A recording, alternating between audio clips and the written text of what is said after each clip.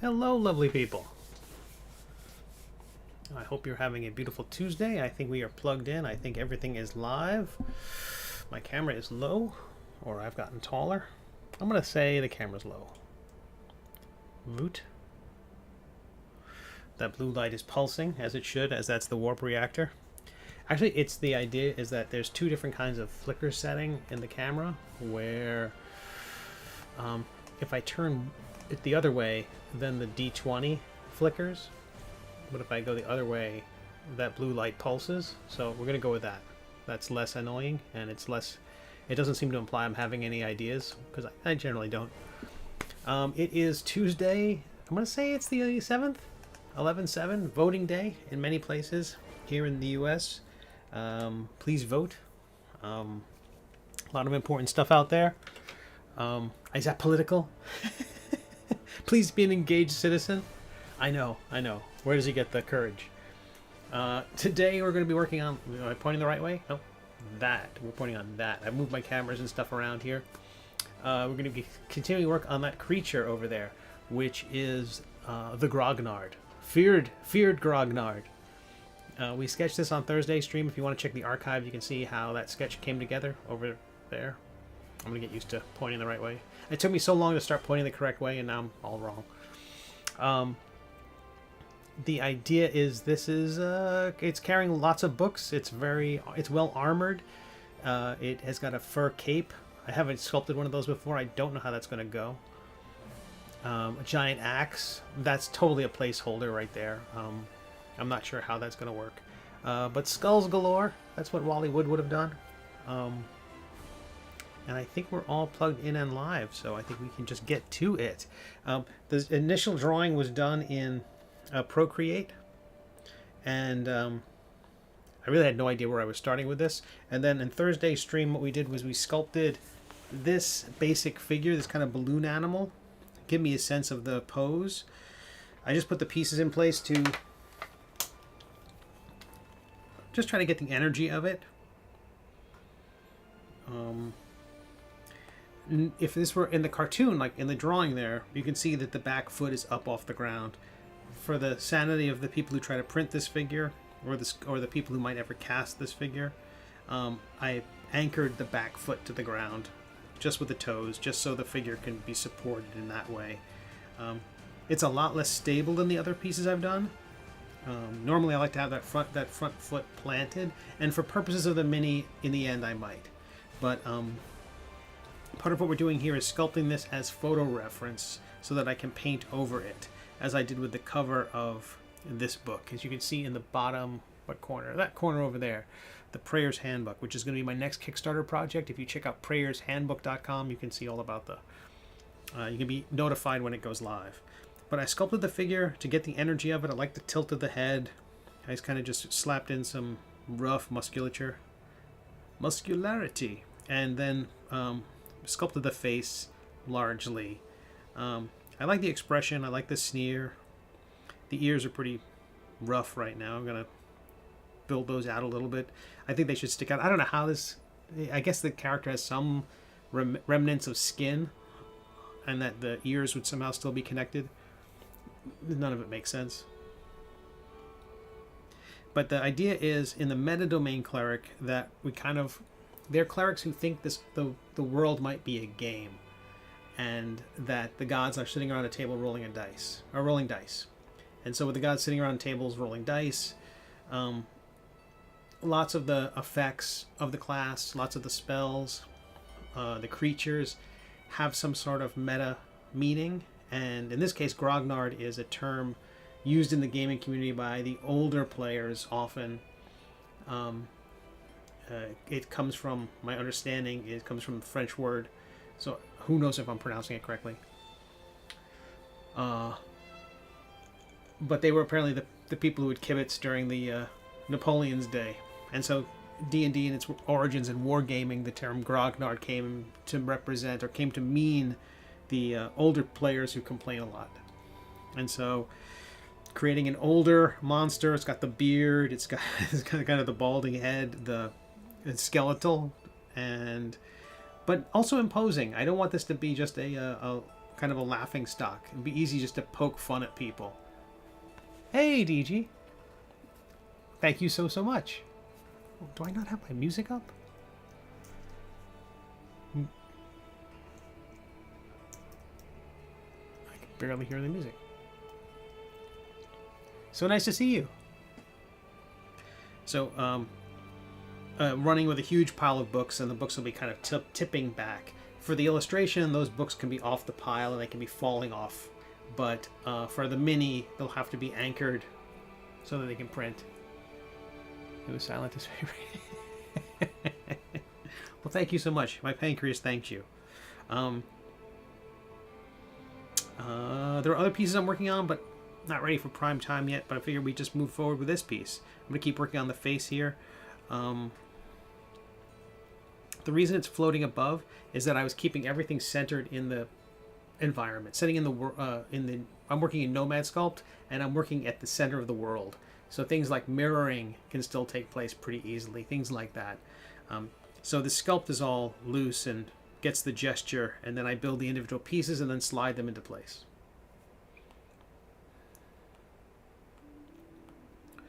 But given how much I've belabored some of these sculpts in the past, this one came together fairly quickly.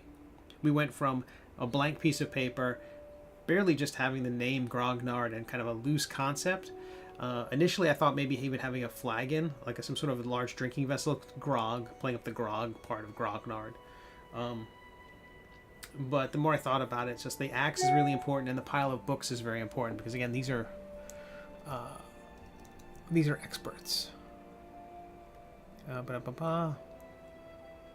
Make sure I don't have my email beeping the entire time. And so I'm going to use the crease tool and hit the sub button, which means instead of creasing, it's going to create a little mountain, a little peak. And I'm going to use that to carve in some peaks along here. You can see it crumbling a little bit, like jagged. That's probably because the model is, oh boy, that's already pretty great. You can remesh a thing to increase the amount of detail that can be defined in the sculpt. And so what I may do here is slice this at the, where do I want to do this? Right at the base, I think at the base of the sideburns. So let's try this. We'll use the split tool and the polygon tool. We'll draw those three, and then we'll just create this shape here. But so it's 2 weeks since Gamehole Con. I had a great convention. 2 weeks since 2 weeks ago this morning when I got back Monday, and Tuesday morning when I got back, my bedroom flooded. A water pipe burst in my bathroom, in the main bathroom, and it flooded the hallway, a supply closet where I had lots of packing material. Packing up those Kickstarters, the death dealing. I think we've got just over a dozen packages left to go, and when we're done streaming here, they will all go out the door. So I got to package those up. I've got tape, I've got everything, all the supplies. This is going to be great. All right, I'm going to hit the split button here. This should break the beard and the hair into two, and the idea here is that there's X number of facets defining the beard and the hair, and they're sharing the same number. And at a certain point, you can top out how complex these things can be. So by splitting them in half, you can increase the resolution of the individual pieces and not break your iPad. So now I'll select a different tool, and now the hair and the beard should be separate. And now we can increase the mesh of that.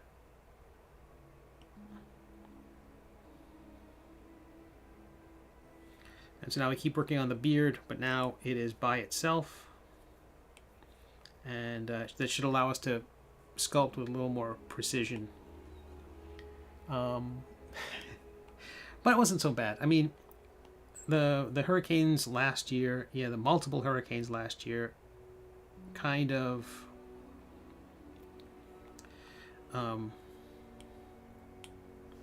prepared me to some degree. I'm just going to make sure these things are asymmetrical now, so I'm going to just stop that. We're turning off symmetry here.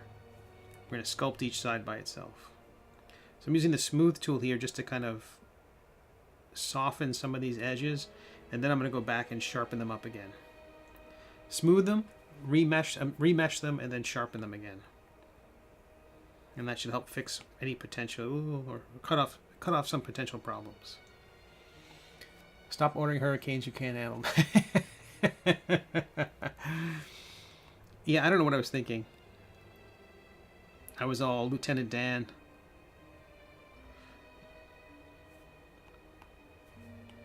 That the best you got? And then I was like, no, I give up. Lieutenant Dan is, of course, a character from, I want to say, Return of the King?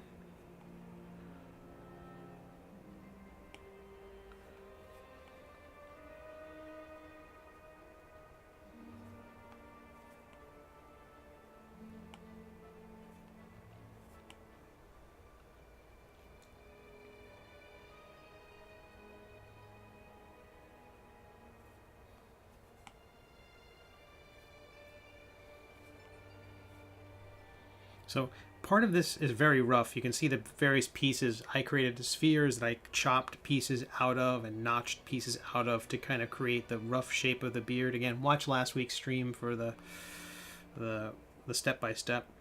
I was really just improvising the whole thing, so I don't know if I'm not sure it's the most logical way to have done it, but you know, the cool thing about this is if you mess up, you just start over. It's not like you're wasting canvas. It's not like you're gonna have to, oh no, I have to throw this canvas out, or I've wasted a ton of paint. If you screw up, don't save. Or, as I have with some of these other pieces, just save lots and lots of copies. It's kind of like save points in a video game. Now the hair and the sideburns are, they're set to symmetry. So as I move them, they'll move symmetrically, but the beard is asymmetric. They're not connected. But I do think there's some loose pieces here just floating off. I'm gonna see if I can separate this beard and see what happens. Separate. Yep, lots of chunks. I can show you what this means. Oh boy, it's hard to see here, but there's a ton of little pieces floating that kind of split off the beard. Loose hair. And we will, not clone, delete. And getting rid of those will help.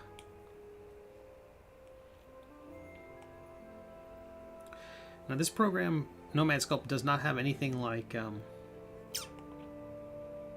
puppeting tools, or allowing you to have a skeleton that you could then, like, because you can't just create the kind of Vitruvian man of your creature or whatever you're making and then put in a skeleton and then move the points around. There's no function like that yet. Fingers crossed that's a thing at some point. So right now it's all really just like working with clay. There's a little bit of extra bits of this sideburn. I want to get rid of that. I just don't think we need it. Using the trim tool and the lasso tool.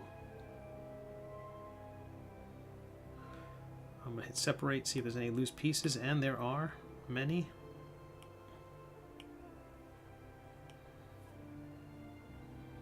And eventually I'm going to kind of fuse those sideburns and the beard back together.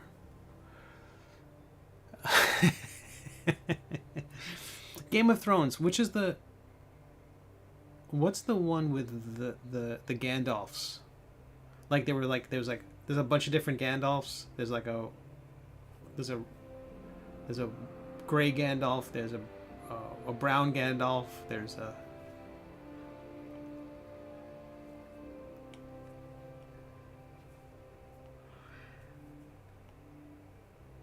I would use Gandalfs the way people use Draculas to describe vampires.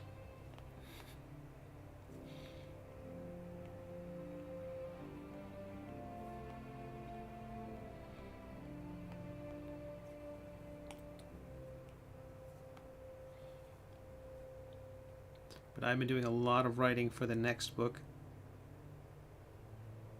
There's kind of a mindlessness of shipping out projects. Like I mentioned, the death dealing deck of cards arrived late.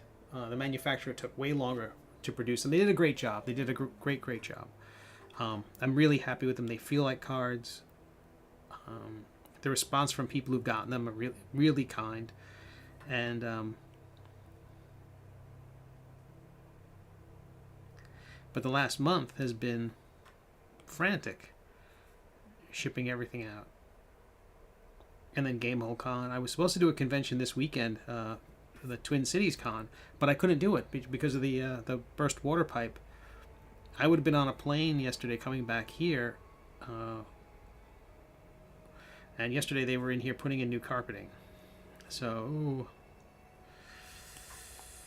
I just couldn't go. I really wanted to. That convention was going to treat me very, very well. They were flying me out, putting me up, all that stuff. It's the ideal situation for a convention. And I had never done that show before. I had never been in that city before. So I hated to miss out on it, but glad I was here to make sure everything got done. Oh, that's backwards.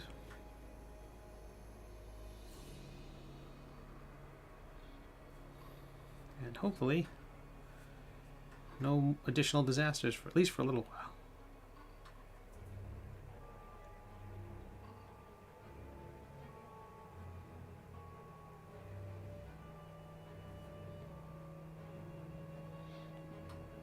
I feel like that needs to be the other way. Like it needs to dig into the shape.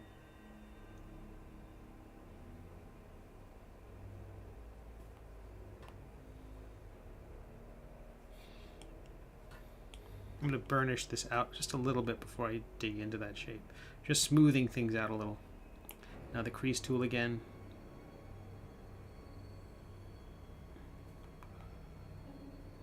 Better.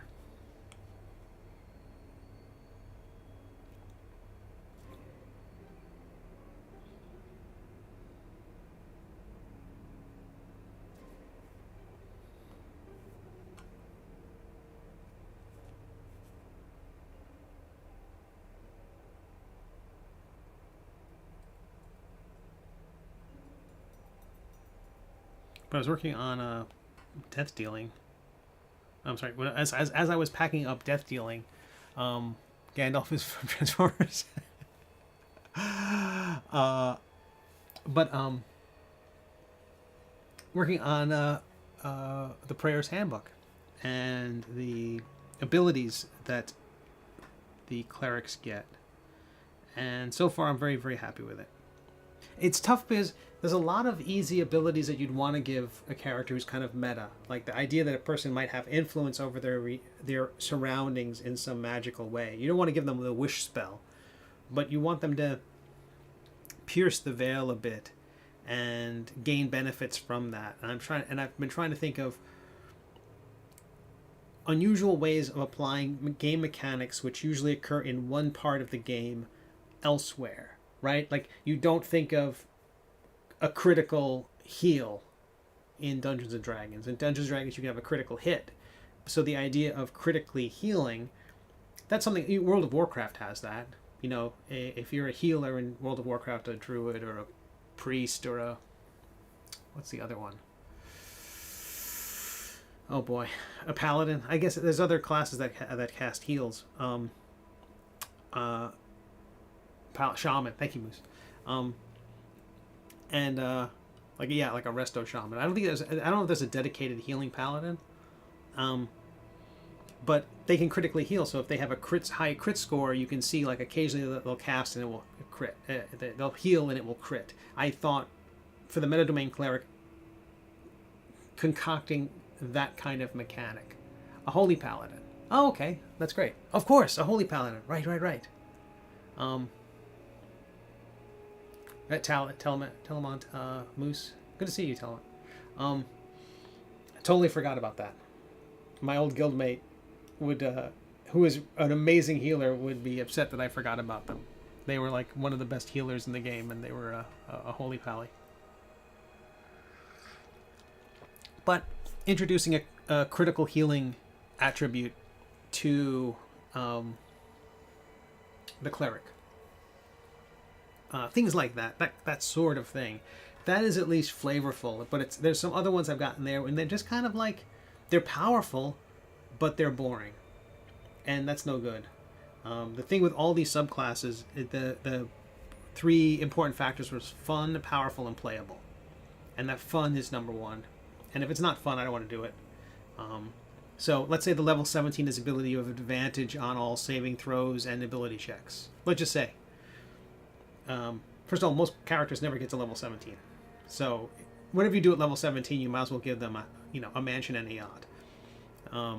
And a death ray. It really doesn't matter at level 17, but people still want to be, whatever. I don't want to give people reason to kibitz or to complain. But still, that's boring if you have just an advantage on those things. David, how the heck are you?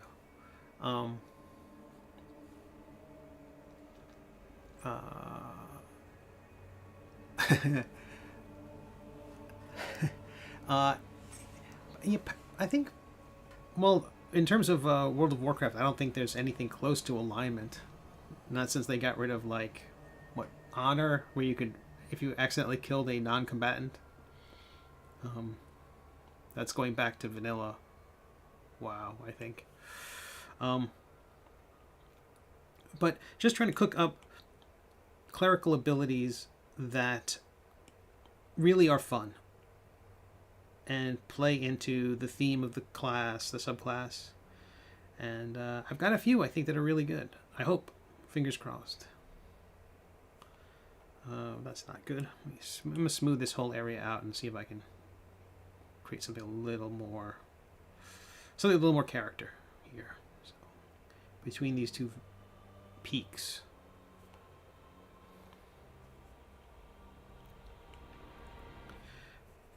But there's also another project that's kind of cooking in the background. I mentioned I dungeon mastered a game a while ago, and it had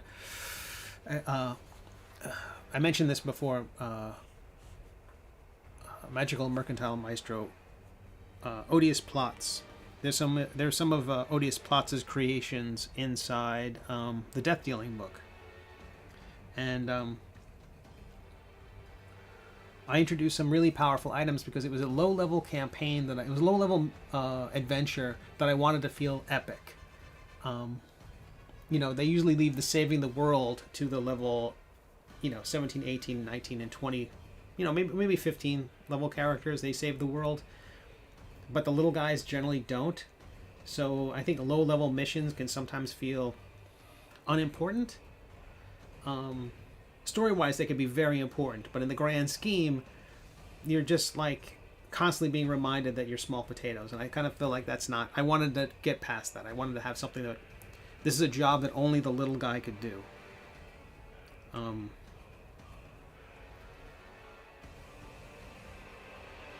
And so the game has hopefully has some interesting mechanics geared toward specifically problems that higher level characters couldn't solve, but lower level characters could. And part of that was these plots devices, which were very powerful magic items that low level characters could wear. And it kind of boosted them in some way and gave them abilities that and higher level characters couldn't equip it. Super simple. There were other mechanics in there that also that hit higher level characters much harder. But which allowed critters and little low-level half CR creatures to move about, without any harm whatsoever. But the higher level you got, the worse the situation was for you. So it was geared, ideally optimized for sub-level 5 characters. But these plots devices, I came up with some pretty good mechanics, I think, for using them. And they weren't there in the initial adventure, but as I was writing some of the stuff for the cleric, these came up. And I feel like when I get to that book, presuming I live long enough, they're going to be really good.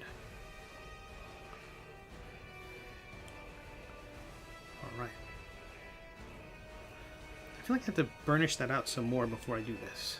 There's like some weird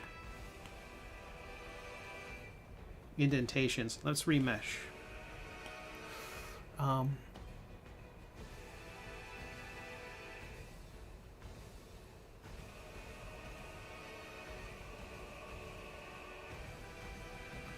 In Season of Discovery, mages can be healers too.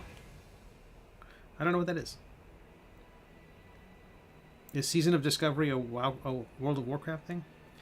David, I saw that dragon you shared. You outdid yourself. I saw it on my phone in a small size. I immediately knew it was made of paper.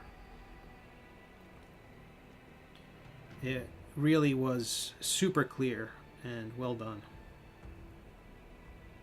Had an origami vibe to it. It would have been really easy to make that look like a carapace or some kind of, I don't know, thin bone, like hot, like bone fragments or something like that. But it really read like paper. I thought that you did a great job.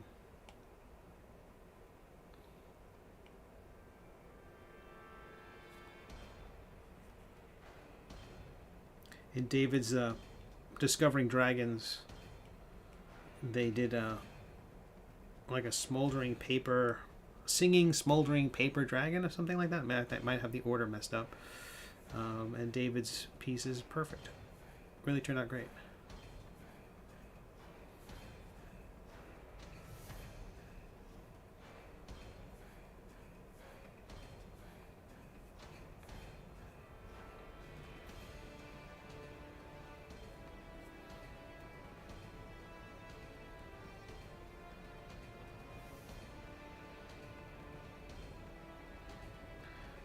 Today I was working on a piece for a client,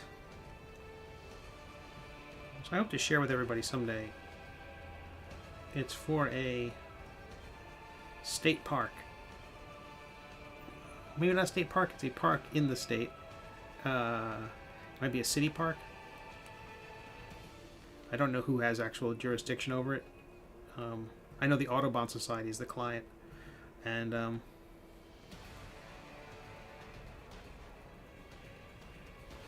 it's really fun. It's a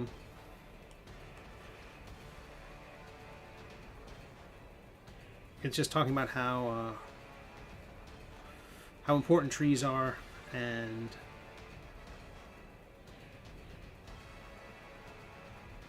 how the various ways that they improve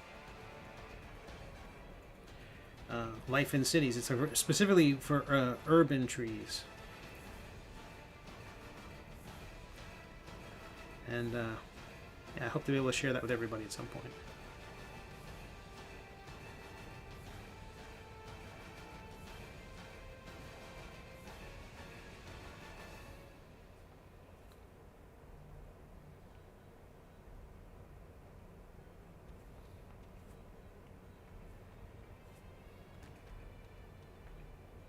But with skipping the Twin Cities Con, unfortunately, having to miss it because of the burst water pipe. I don't have another convention till next year, so I am here working until then. I'm kind of excited. Conventions are fun, but I love the conventions. I love to be there. I hate getting there. I think that's a bit of extra. Yeah, there's a little bit of the sideburns poking through there. I'm just going to move it back so it's not blocking, so it's not confusing the scene.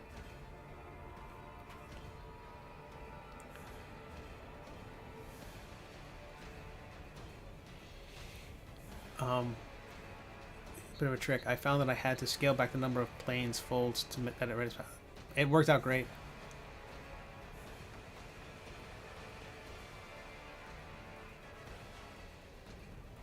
Huh.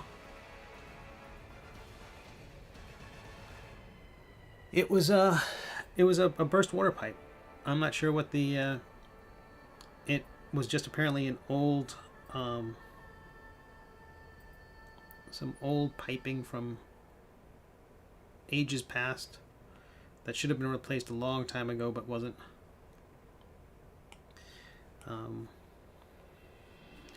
It encouraged my landlord to replace another faucet,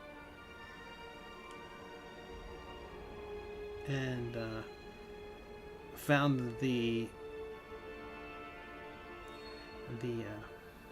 relatively imminent failure of that one. So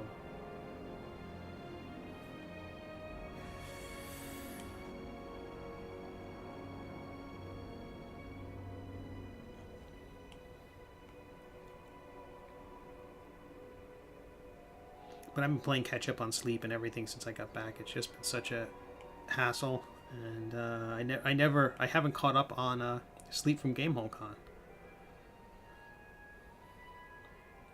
I had every intention of just collapsing when I got back and never had the chance. I was just catching up on correspondence yesterday. Normally after a convention or an event or a signing or something like that, you meet people and you want to follow up on those potential contacts, and never had a chance. Everything was about moving furniture and other stuff. Just lots of stuff. The stuff unrelated to comics and games and, the important stuff.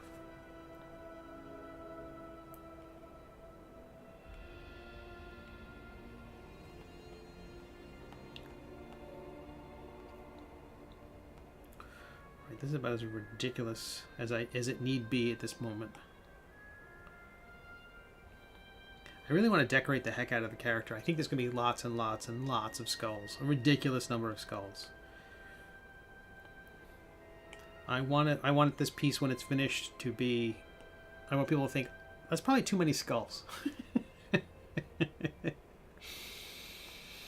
Or, that's absolutely too many skulls.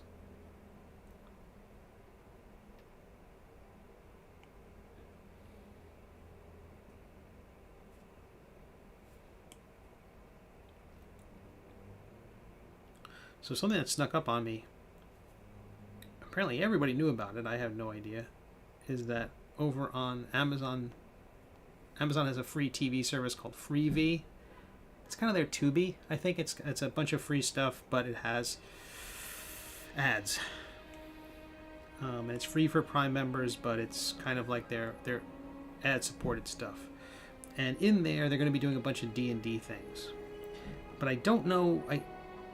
I have not done the research to see if they are being produced by Hasbro or if they're just licensed. I'm presuming they're just licensed.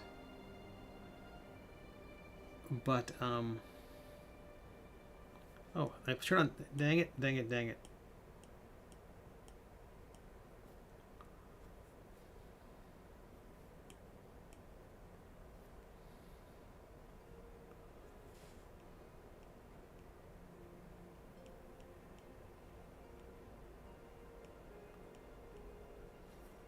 I had symmetry turned on when I was working on this beard, and I didn't want to...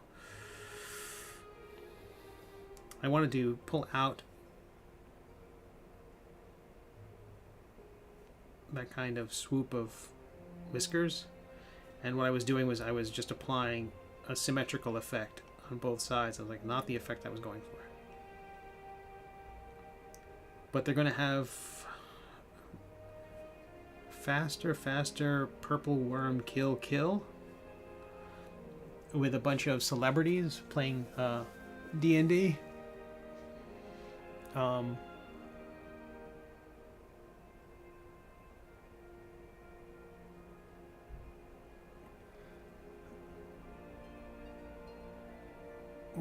Every time I hear Gamehole Con, it just sounds like crap. You end up, it's tough to get.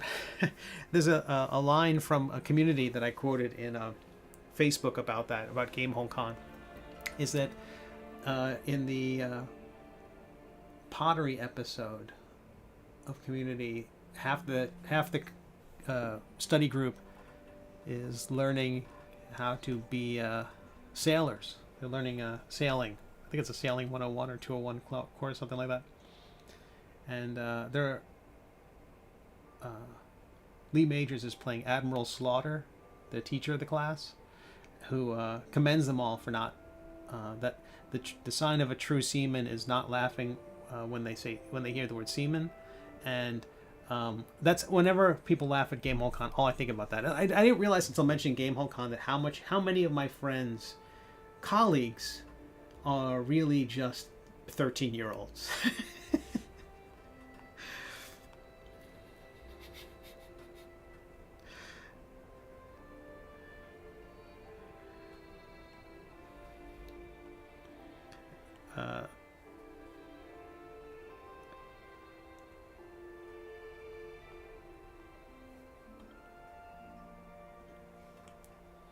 But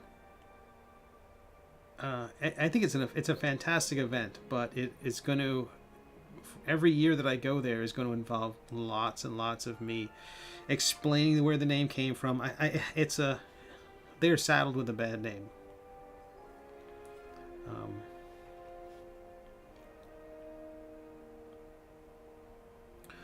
Or it's just one of those things where it'll be like a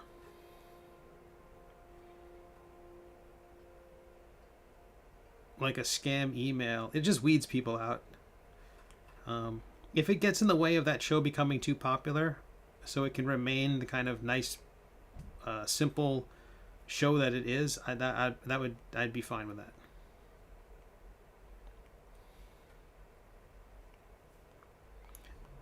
Apparently, the local news covered it, but I don't know if I didn't watch any of those clips. I'd love to see how the anchors handled the name.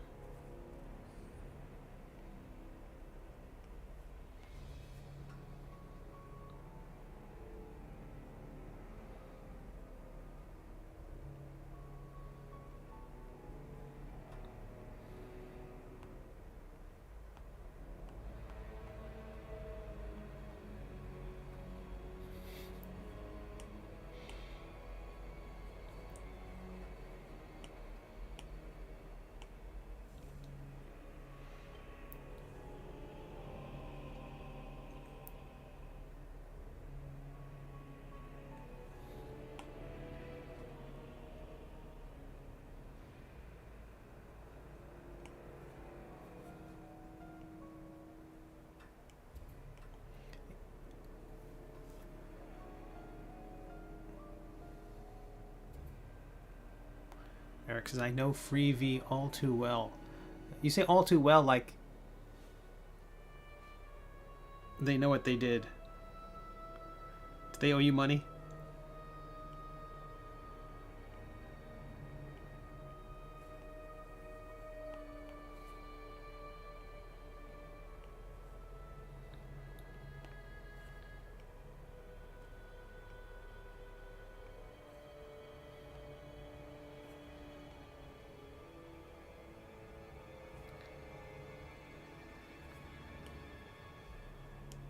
Yeah, Freevee seems like an odd thing, given that Amazon has Prime. So I guess that was a service they bought, and I guess that division's going to try to justify its existence for as long as possible. All these streaming services that are charging per month and also showing ads, I don't think I'm ever going to sign up for one. It feels just really, really terrible that they would do both.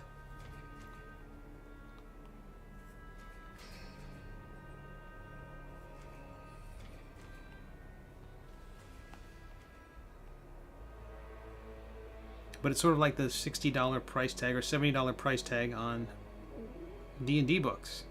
If enough people start charging that amount, it becomes very normal. And Disney doing it now and raising their. I mean, they were $6 a month when they started, maybe even cheaper. And now to get the service you started with, it's going to be $15 a month. $20 if you want them to add in a million things.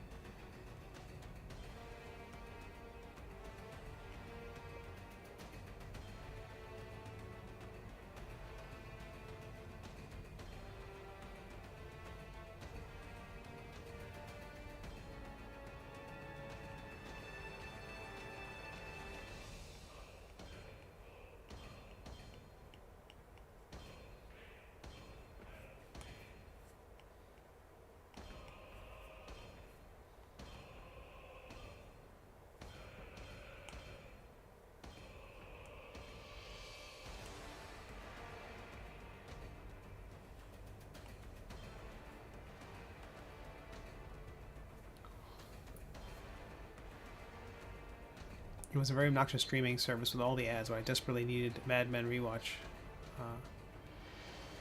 Yeah, I get that. There's a Paramount Plus has been that way. They have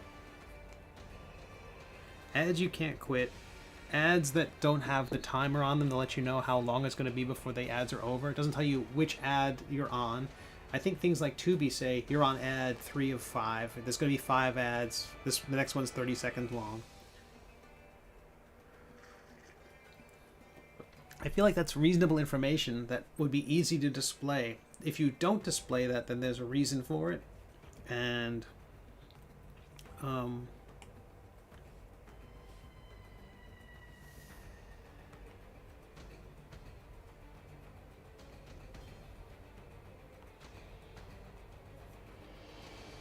and it's never like a really positive reason.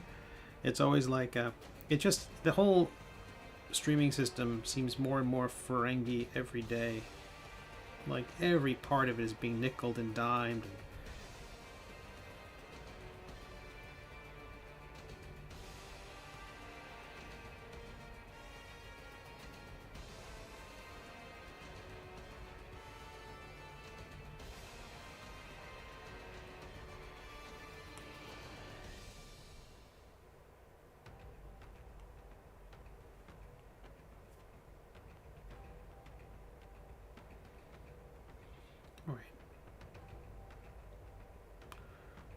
Think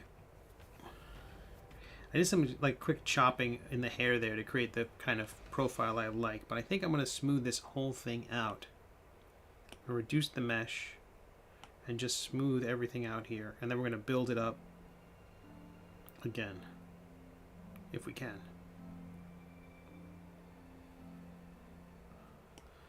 So I'll just keep remeshing it and then trying to smooth it out some more. When you remesh, it kind of softens it up, allowing you to smooth it out some more.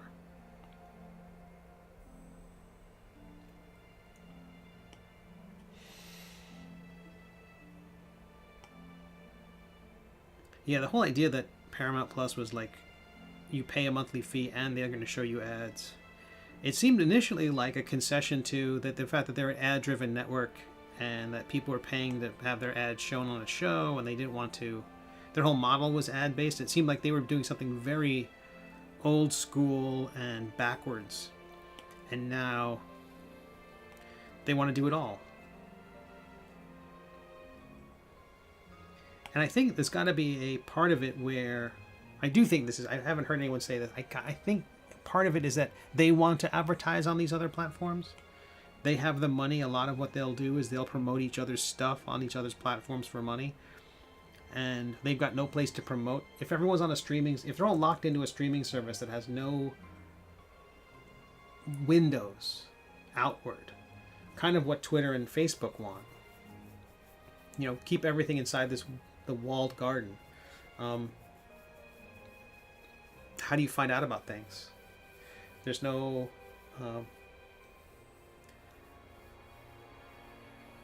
nexus or no central congregation point where people can find out about stuff. Because every time there is, every awful marketing weasel and chatbot just descends and ruins it so quickly.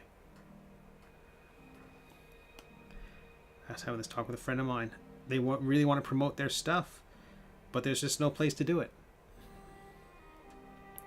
You know, promote your stuff on social media. That's the claim. Like, it's a terrible idea.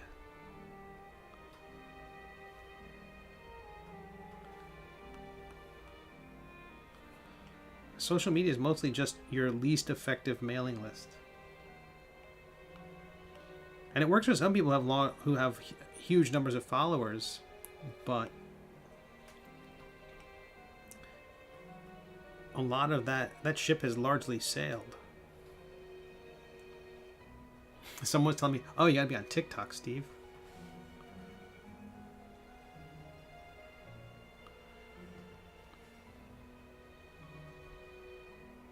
I don't think I do.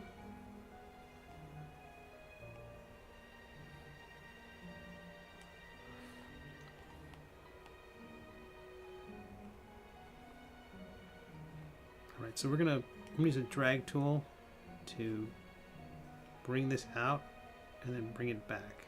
I want the hair to kind of sweep out a bit, kind of Einstein.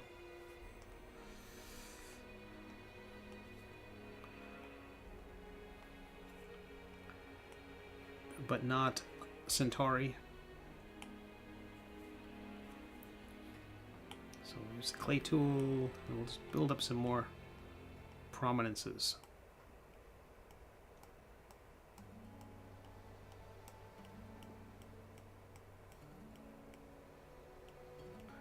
Just dragging on top of an area just to elevate that section as hair.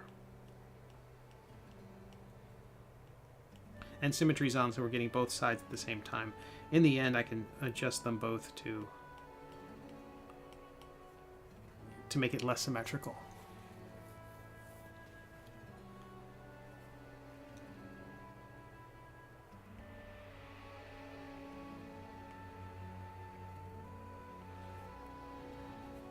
But when I'm done here, I'm going to be packing up more death dealing orders.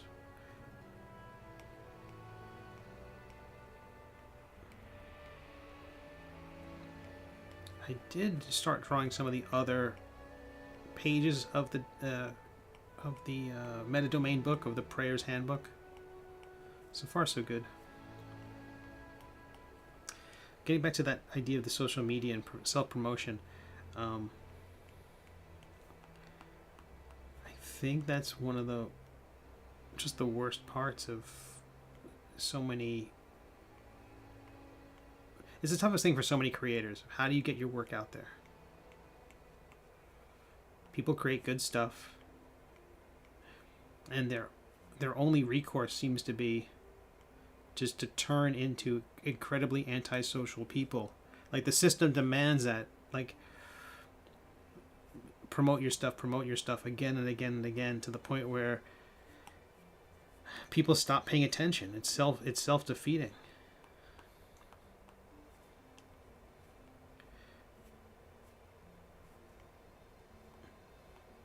I think for me, the idea is that I try to just keep creating stuff to give me a new reason to talk to people about my project.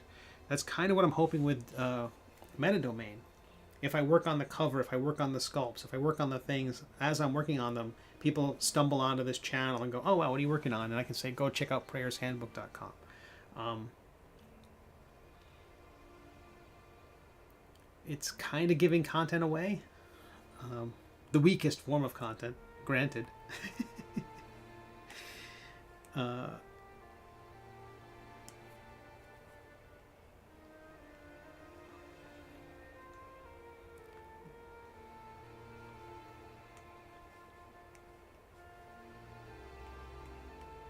Now I've turned the clay, I've subtracted, or now we're inverting the function now of the clay tool. So instead of adding clay where I'm dragging the Apple Pencil, we're now carving into the shape and removing clay.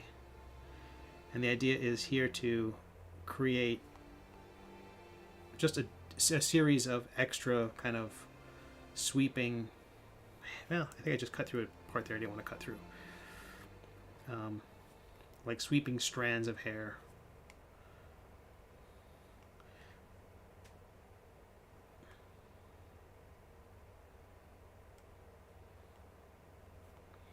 In an early sketch, this guy had like a top knot or a ponytail.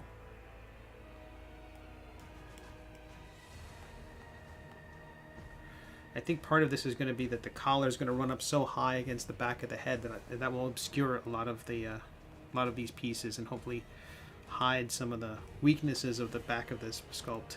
So the hair only has to look good from the front.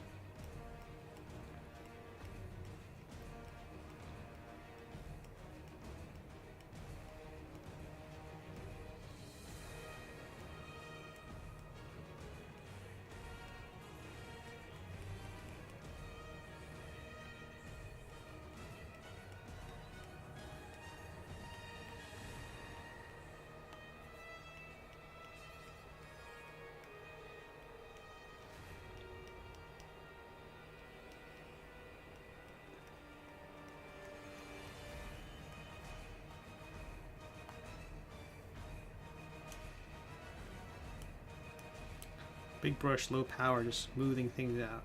And I'm going to remesh again.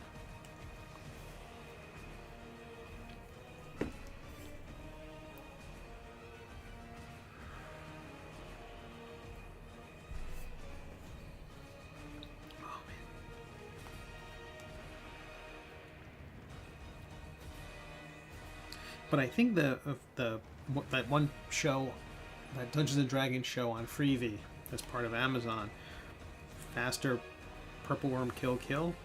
I think the idea is low-level characters up against really tough monsters when you may not survive. I mean, I think all those streaming shows really rely on the charm of the DM. That's a super tough thing to have. Like, it's just not.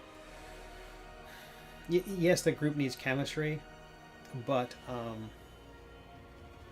the dungeon master just has to be so able to coax people out of their shells and not try to step on other people's toes to be a host and let the players shine. That's not easy. So I don't know anything about the person who's hosting that,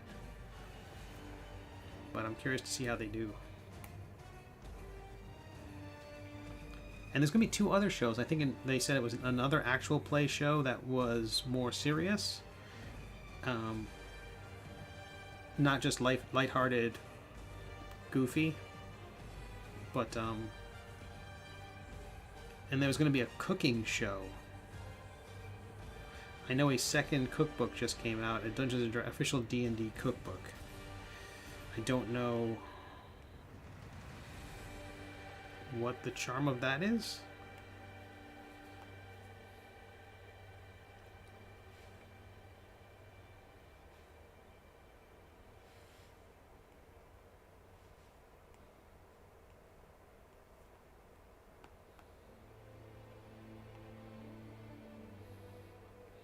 I would think that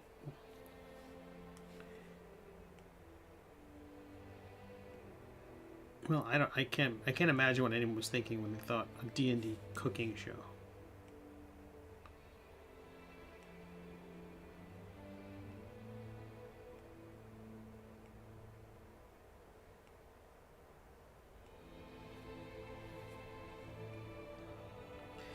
Although it probably could have been something like, okay, we're looking for ideas for a D&D show, and someone's like, does it have to be good?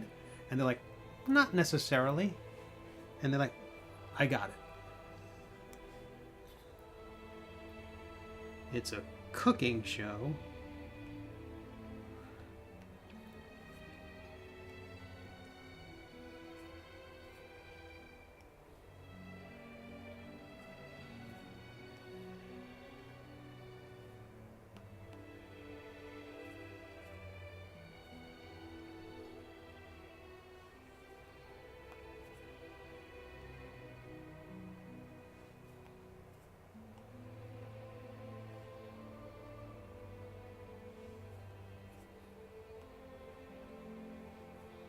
I'm like, okay, so it's a cooking show. All right. What's the idea?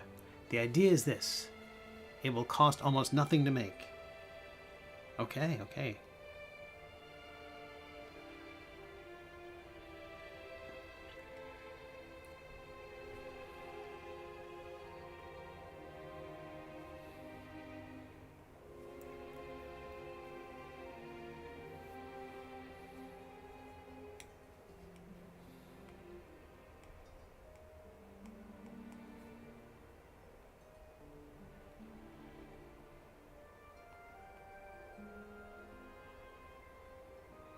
Okay, now there's something I want to do. I want to put that. I got a crack in the skull of this guy, so I'm going to save because I haven't saved in since we started. And I am going to see if I can just slice this out with a trim tool. I'm going to clone the skull because I'm a coward, as is well established. And then we'll use the trim tool. And the lasso tool. Let's see what happens.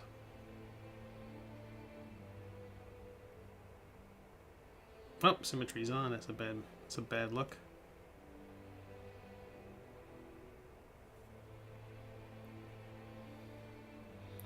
Yeah, there's trouble cutting along some sides. Let me try this again. I'm gonna try remeshing first. Had this trouble before. It doesn't want to cut straight through for some reason. It kind of leaves this dent, but not a straight cut.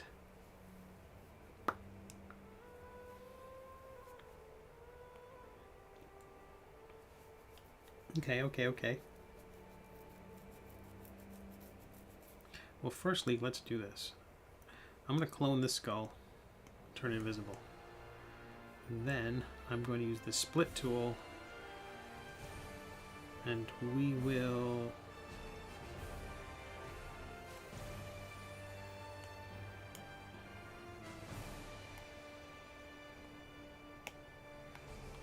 what is that and why is it there?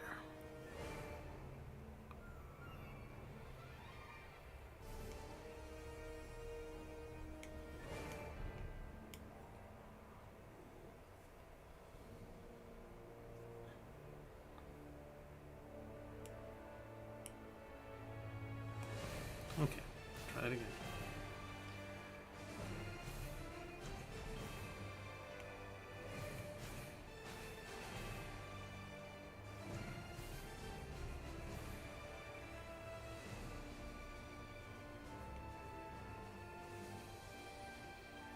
Okay, so this should have split the skull into two pieces. And now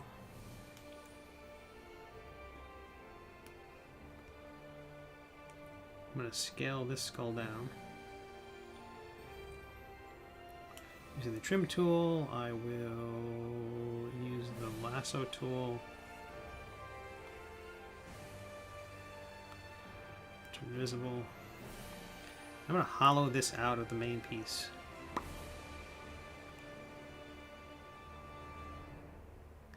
I moved it back. I cut out the part of the face so it didn't affect the eyes, but this would create a hollow here. So then when I cut that hole in the skull, it'll hopefully show a bit of hollow in there. I know when it comes time to 3D print this thing, it's not going to be great, but that's future Steve's problem, right?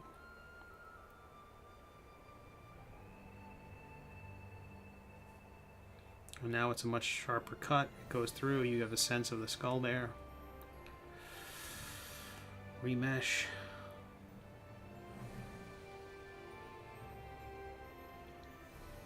I know some of this stuff doesn't seem all that intuitive.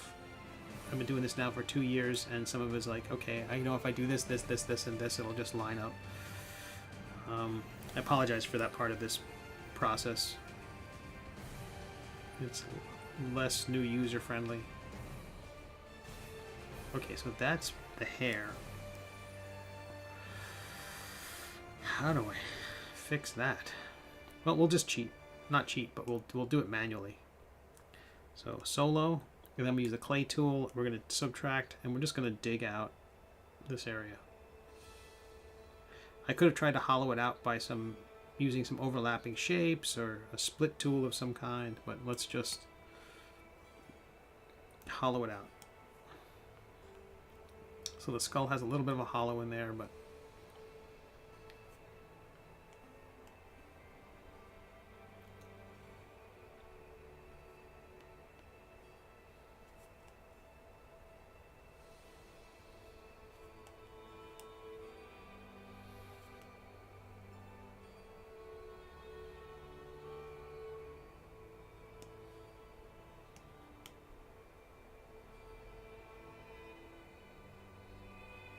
I just remeshed it. I'm smoothing it out now. Again, nobody should see this part of it at all. Hopefully it'll all be fine. I'm going to see if I can separate this. Will that work? No, it will not. It's all a single piece. Fair enough. Okay, so now we have our crack in the skull.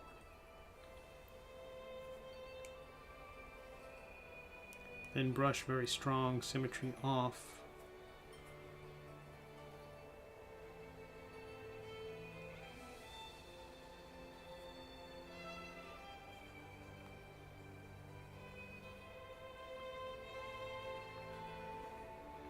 I think that's the guy's face. Now what I want to do is split the beard. We got the mustache, skull split, skull split. Just widening the whole thing a little bit. I feel like it's a very wide face there. Save and sip some more coffee. How we doing? These streaming. Oh, how's everybody out there in the world? All right, we'll create some more things here. I'm gonna take a little break here. I'll just stretch my legs. I'm streaming for an hour, no drop frames. I will be back in a few minutes. Get to check out this art show by some amazing creators. I need to update it. There's a couple more pieces I got. I got one from Matt Slay. I got that at Free Comic Book Day. So I've been just a couple of pieces I'd love to include in that slideshow. There's a ton I need to update. I need to change that opening screen to just say, you know, starting soon. And the intermission can be improved. A lot can be improved. Hopefully I'll have time to do that over the holidays. I'll see everybody back here in a few minutes. We'll save one more time. I'm going to stretch my legs. You stretch your legs. See you shortly.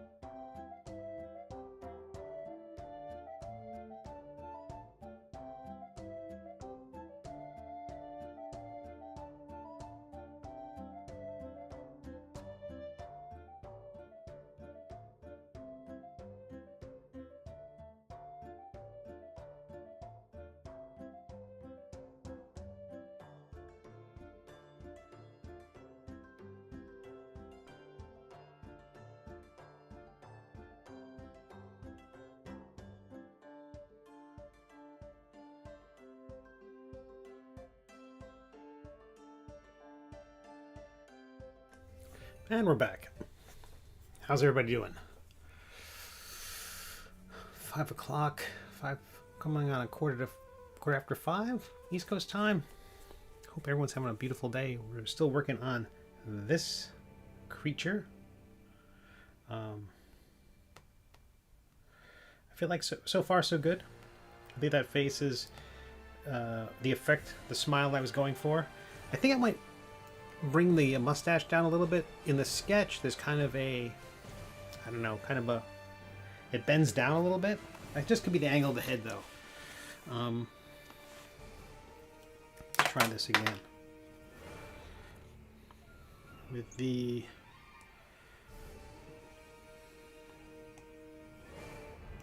various pieces selected, I'm just going to, yeah, I think that's fine. That's going to be fine. The ears are still a bit goofy. Tweak that while I can. I'm going to add these all to a group.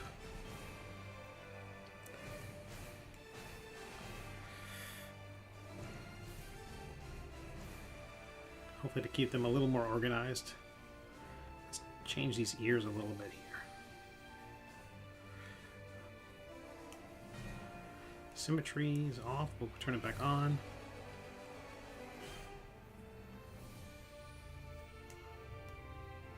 Oops.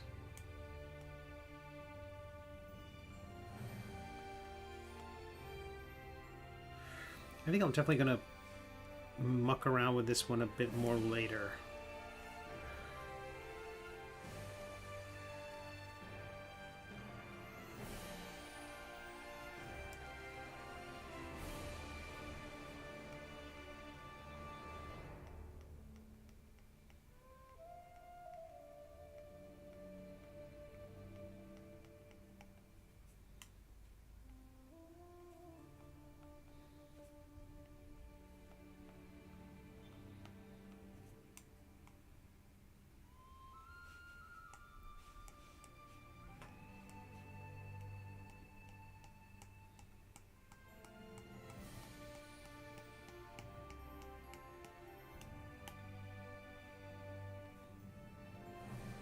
I'll do it.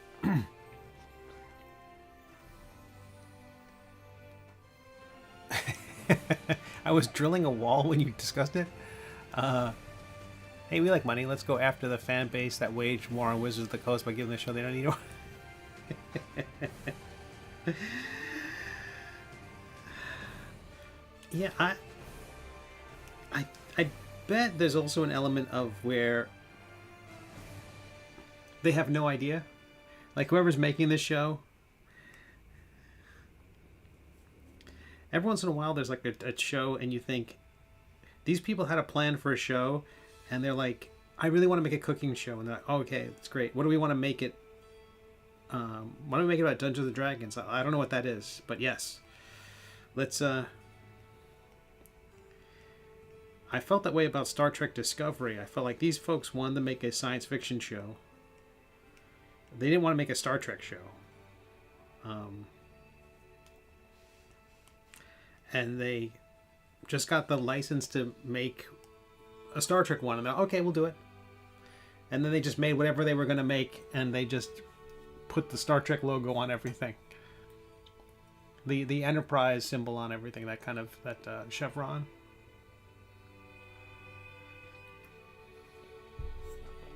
Like, Star Trek, I don't, like, they also often seem embarrassed by the source material,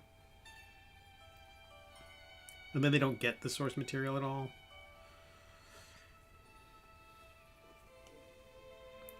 The Discovery was just embarrassing. I felt bad for everyone involved. Because for a lot of people, it felt like they were going to finally do Star Trek for them. Like it was going to be this thing for more people. And that part of it's awesome. I just wish they had not done it so clownishly.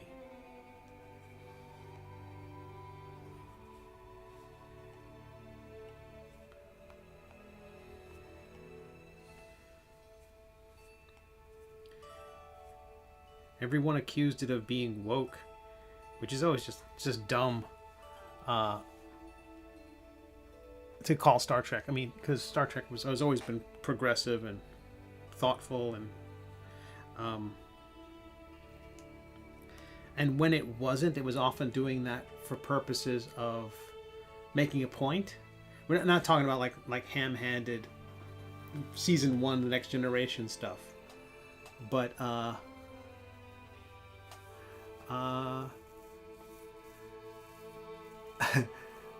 Eric says, but without Discovery, you wouldn't have Strange New World. So I guess, I suppose, I think so. I mean, yeah, there's a lot to be said for unintended consequences. But it's, in a lot of ways, Strange New World is sort of like the antithesis. The whole idea of Discovery kind of having to undo itself. Like the idea that it couldn't exist, therefore it has to be moved out of time and nobody could talk about it. It was almost like a big whoopsie. And the whole idea that season 2 of Discovery is basically a episode by episode unraveling of what they did in season 1. Almost like at the end of season 1, I had, here are things they need to address. As a nerd, as a Trek nerd, here are the things they need to address. And season 2 was episode by episode. Let's fix this. Let's fix this. Let's fix this.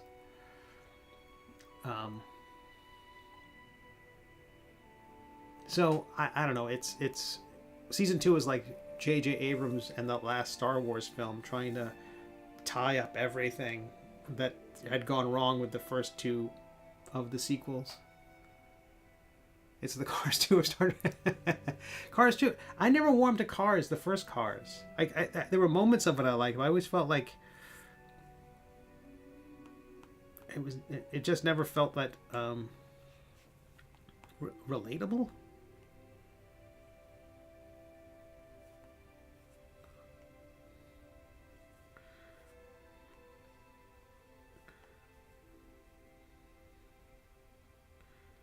I mean, every Pixar movie is not every, but many of the Pixar movies have felt like a 2-hour-long bit of product placement. But they've been lovely. You know, Up didn't feel that way. Incredibles didn't feel that way. But like you could say Toy Story was product placement. You could say, but Cars almost felt like this was a theme park ride or something like that.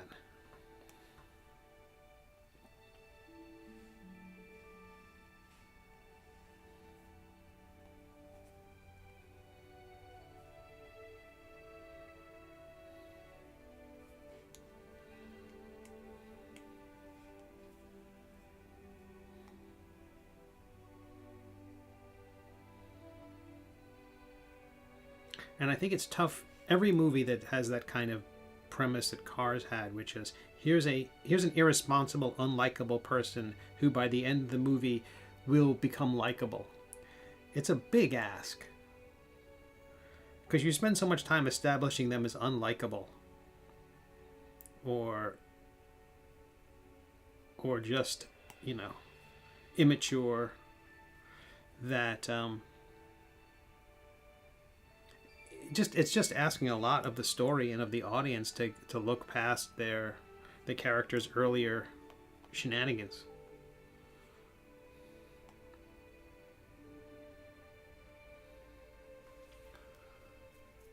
I eventually leaned into it because I had a toddler who was upset.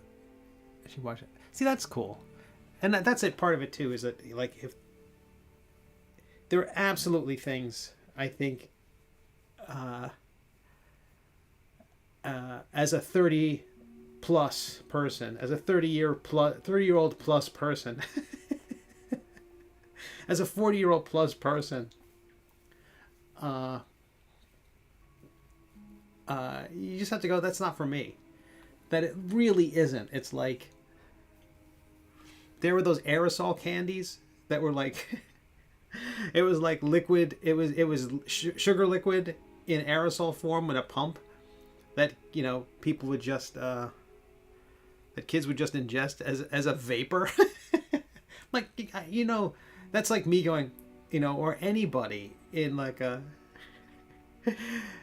in their later years, picking that up and going, I don't care for the flavor of it. It's like this. I don't think this aerosol candy is for you. Not everything is for you. As a VIP member, as a veteran of the 30 plus club.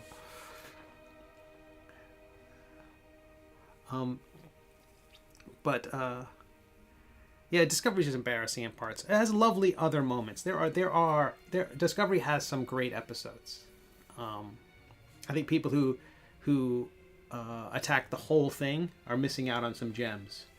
But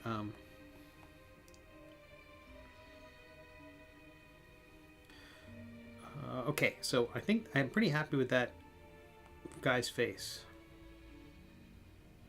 I could definitely tweak it some more, and I will. And I'll put more scars and things like that on the head. But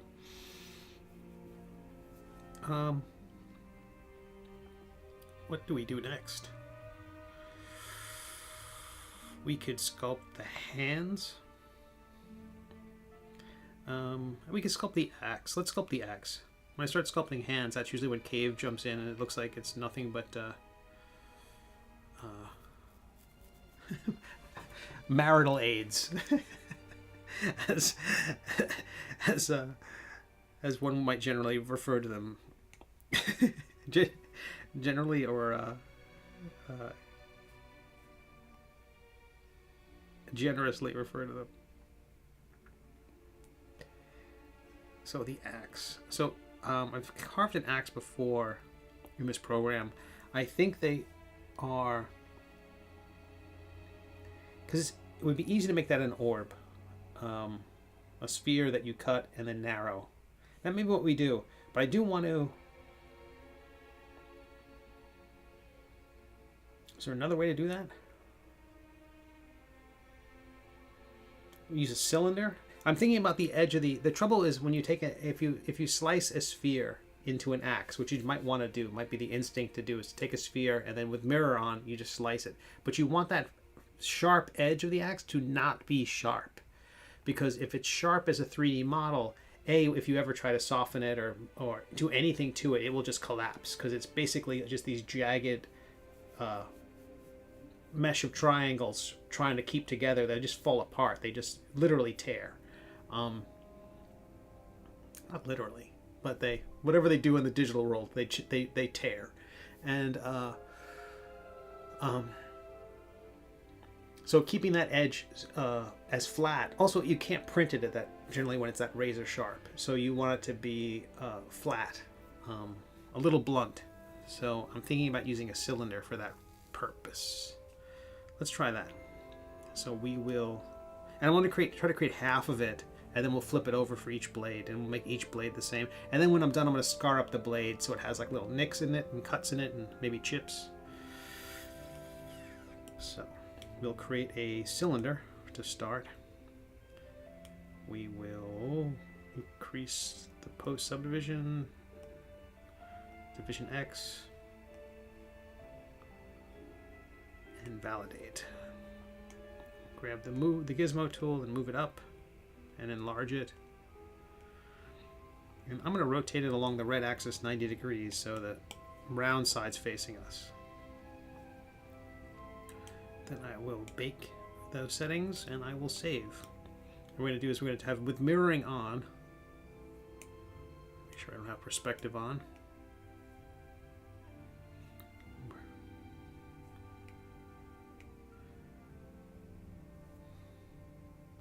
It's weird, the edges are soft already. That's unexpected.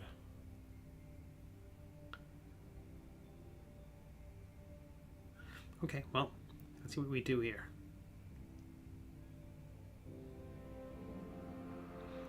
With mirroring on, so I'm going to sharpen this thing first.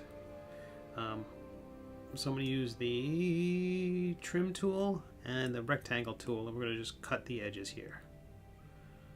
So the thing should be razor sharp. We'll remesh with keeping sharp edges, and we'll look at it from the front. Instead of having the kind of soft edge, now it's sharper. Now with mirroring on and the ellipse tool, we're going to carve into this thing.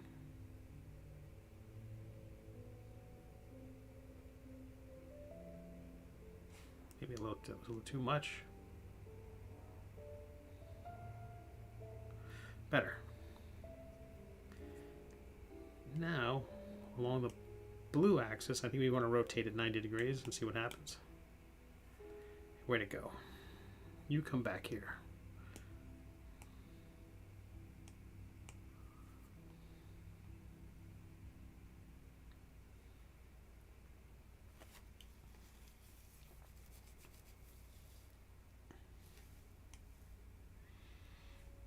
What do we want? We want it to be 90 degrees.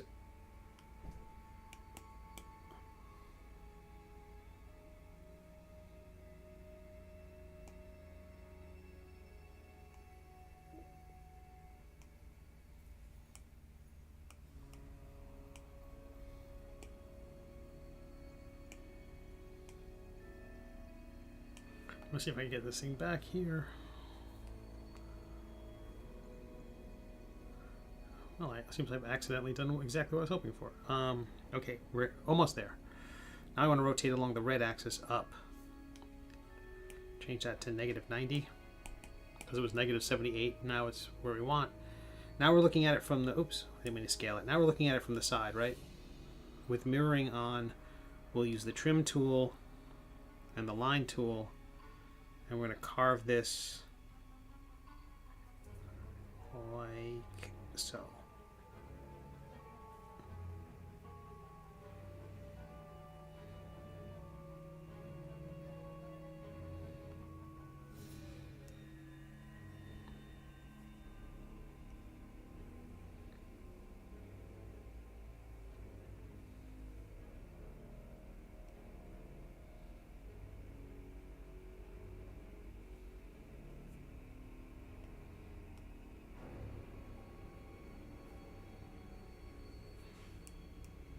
I'm going to sharpen this angle some more.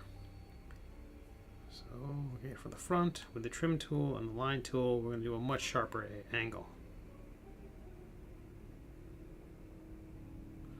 And then when we scale that down, we should get some of the sharpness of it without, man, it's still not sharp enough.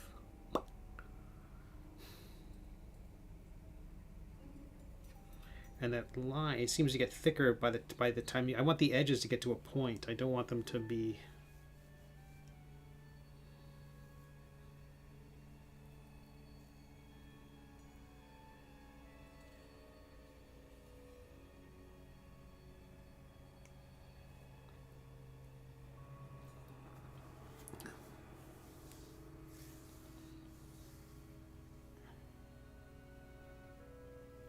Trying to think of how to get a uniform thickness along that curved edge of it.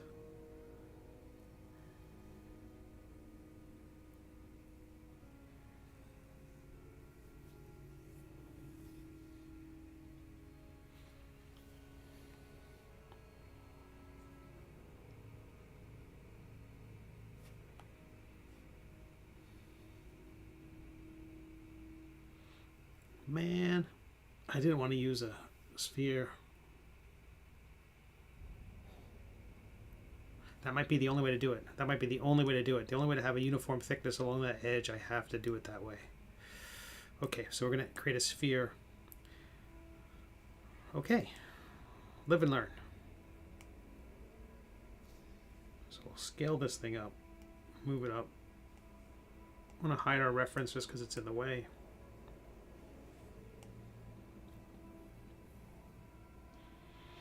Because the sphere is going to have a uniform thickness along the edge, which is what we want. The cylinder was going to be, as we squished it in any way, lower parts of it, because of the angle at which we were cutting, the further down the slice it was, the thicker everything got. So we, so thin became thick.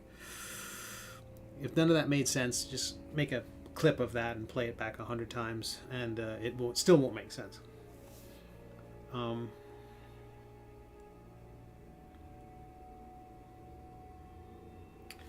So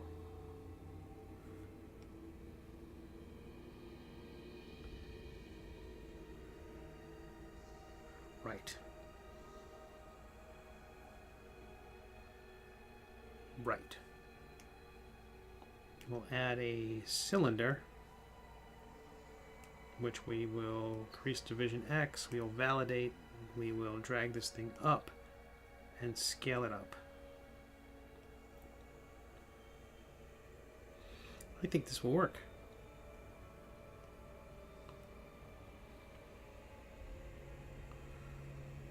Alright, so I want to move this to the center of the universe, and the same thing with this. So those two things we'll select and hit solo so we just see them.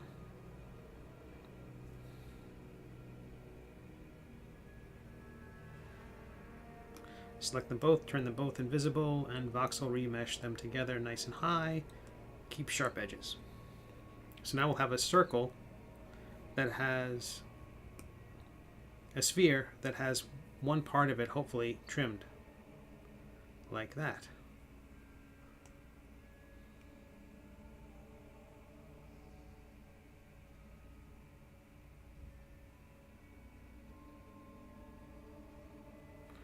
And we've made a macaroon.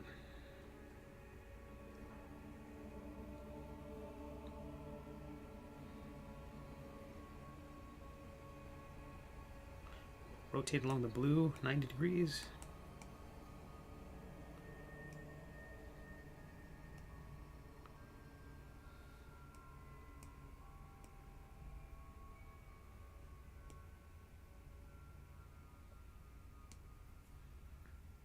Now on the top edge, I'm going to smooth it out just a little bit.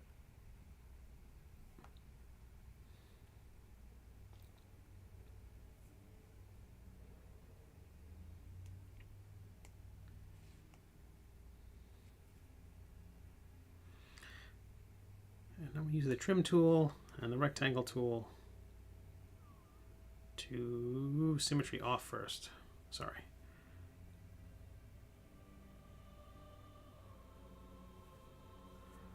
Now I'm going to mirror this thing.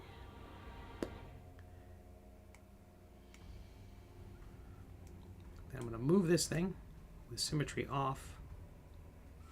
Oh, the symmetry on, excuse me.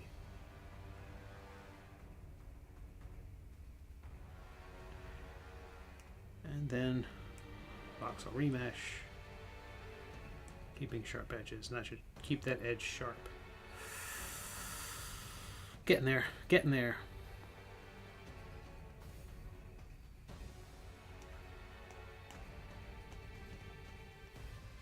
Because I wanted that top edge to be thin, but I wanted there to be a little more weight toward the center. Let's look at it from the front.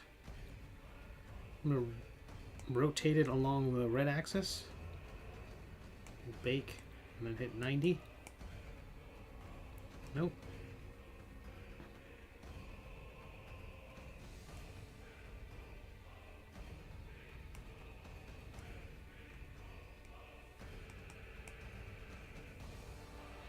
Now we'll try this again using the symmetry tool and the trim tool and an ellipse tool.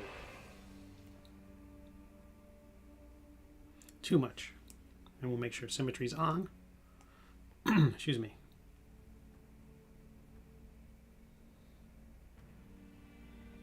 Whew, unexpected. Let's remesh.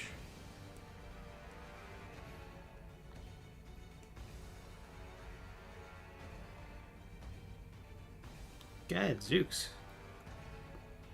Well, we had to do this before. We had to push the mesh way up high. Let's cheat a bit. We know we don't need the bottom half of this thing because it's going to fit inside a handle. So now we can remesh it at a higher resolution. Now we're just remeshing half of it at that higher resolution. Hopefully now the ellipse tool for trimming will work. Heck no.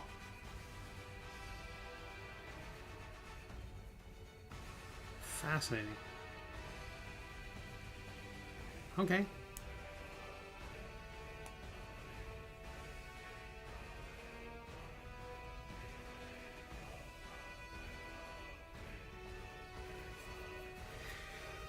Why won't that work? It should work.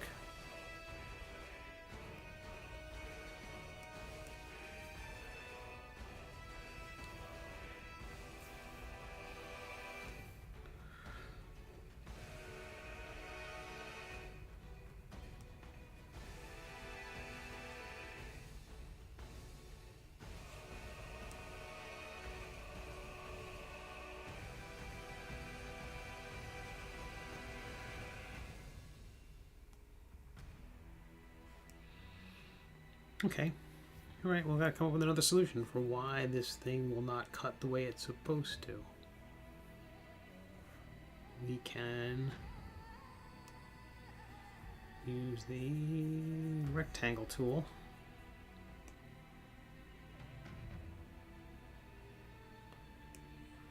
Turn symmetry off, we'll cut half of it.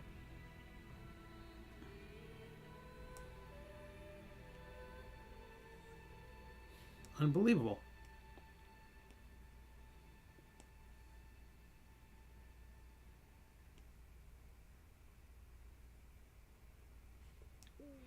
Okay. All right. I'm not going to give up.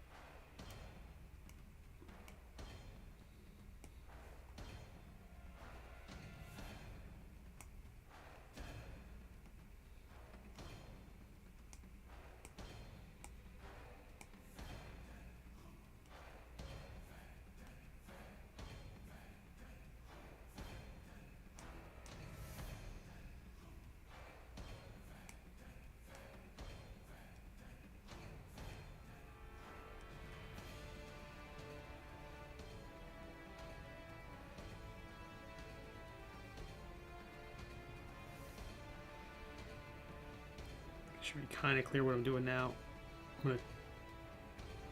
Let's flatten this a bit more. It's not a perfect circle. And then we will turn that invisible, select the other one, and we will voxel remesh.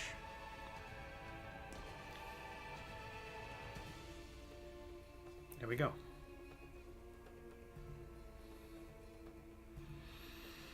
Center the pivot point, mirror right to left, voxel remesh, center the pivot point again, save.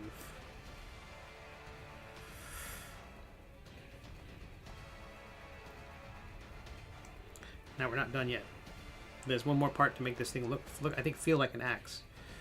Let me thin it. I stretch it out. Let's thin it a little bit more. Let's create another sphere.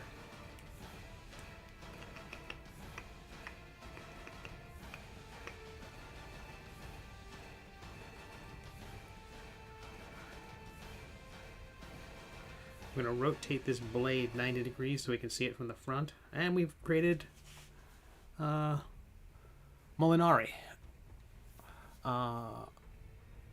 How we doing, everybody? All right, I haven't missed much chat. That's great. Mondo Molinari, everybody.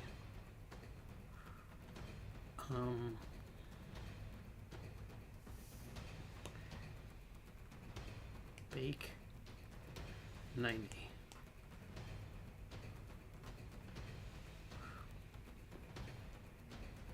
So I do what we did just a moment ago. We'll bake this thing. I'm going to use the trim tool.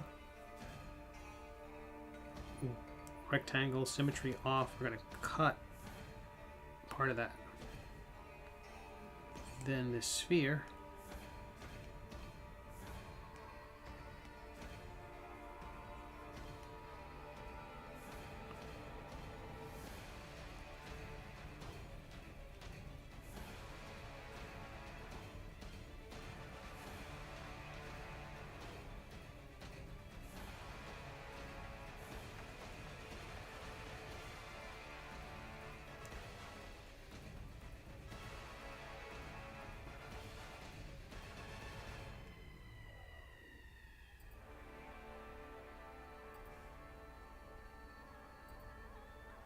Oh, I never moved it off center like that. No, I don't want to do it. I want to keep it centered.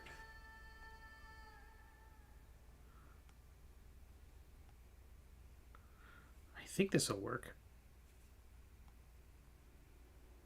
Oh, no.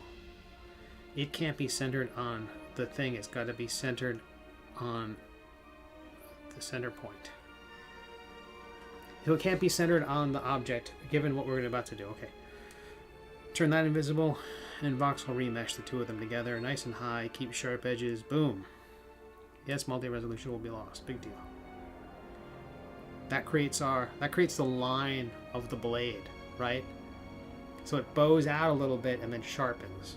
Um,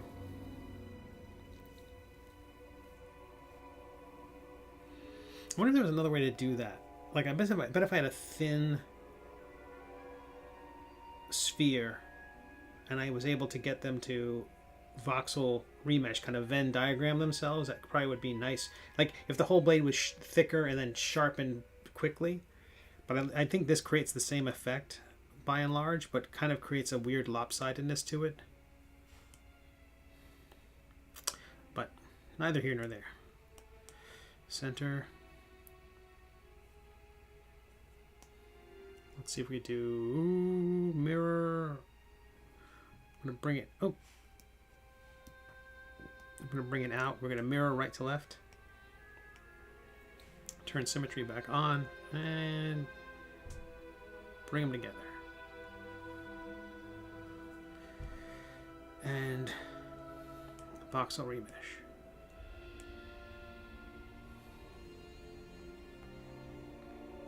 Now we have our axe blade. Oh. Turn symmetry off. Tighten it a bit.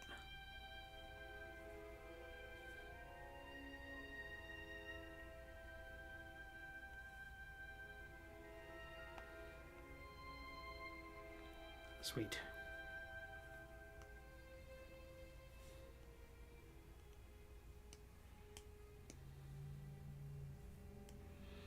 All that just to create that axe head. And the thing is, the original axe head is like just this smooth sliver of a sphere. I kind of think this is a little better.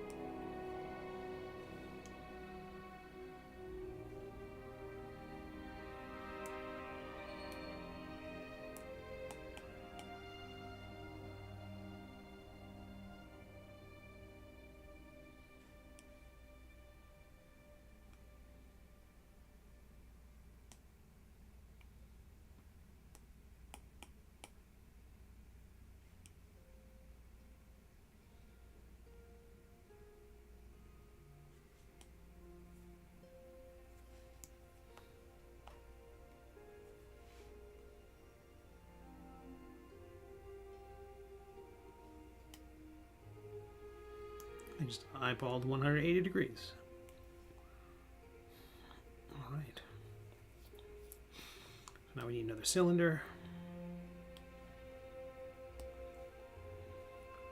which we can increase the subdivision, validate, gizmo tool, slide this thing up. We're going to use a couple of cylinders here, one for the handle and one for the, let's do this mathematically, blue.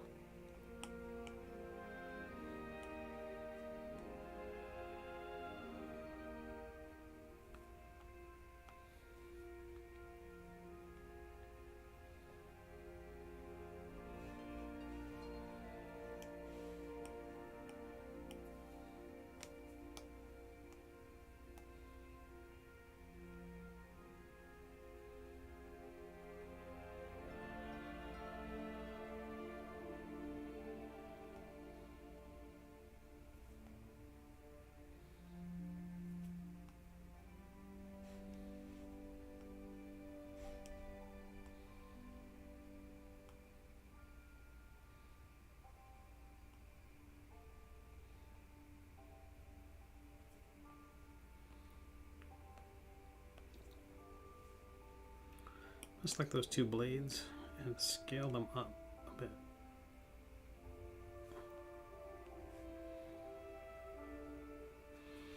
All right, we'll save and drink some coffee.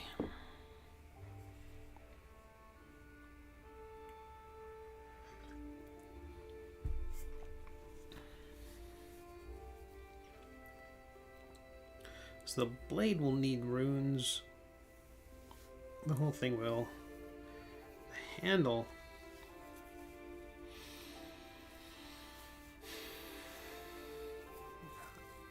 kind of like that asymmetrical, like X handle look to it. Like it's like almost like a rifle stock or something like that.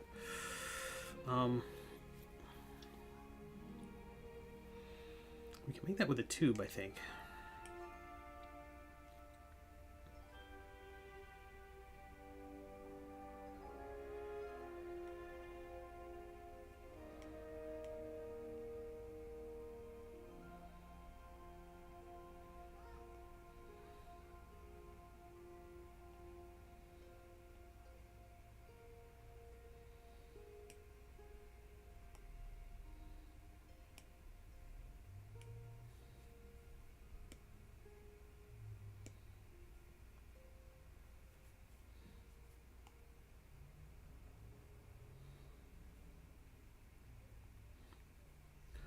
Now just to make sure it's the right length, I'm going to selection mask tool and the rectangle tool to select part of it, and then the gizmo tool.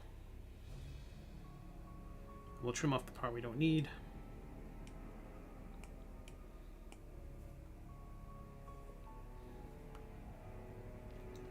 Oh, and let's do this part.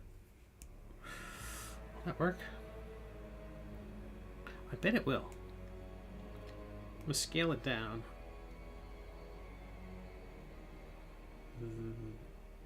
No, that won't work.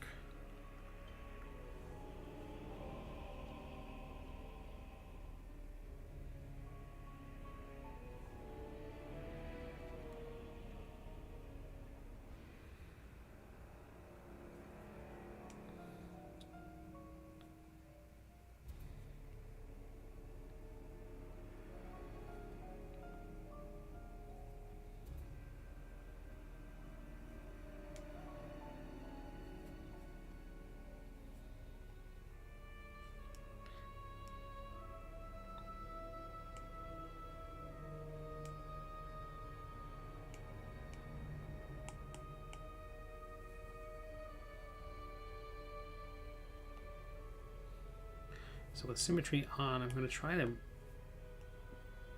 Oh, that didn't work.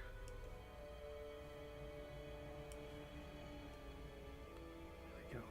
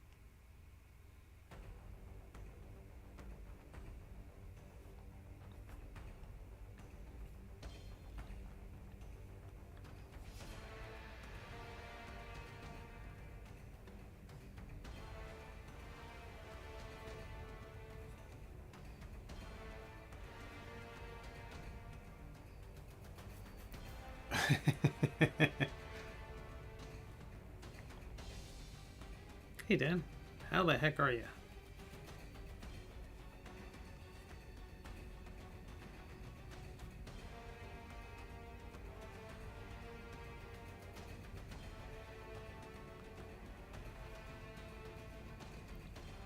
I know I bombarded you with questions about that placeholder page for 4D20.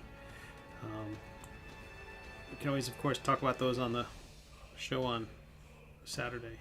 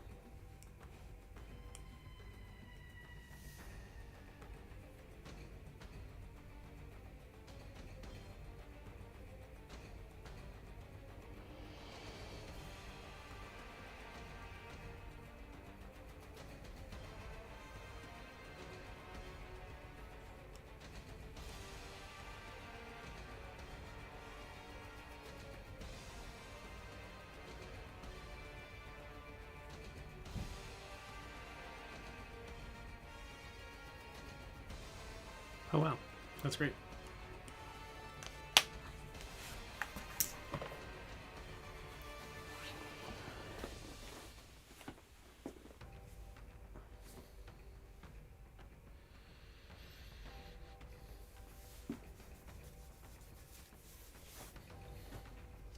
So of course this axe needs skulls on it, because of course it does.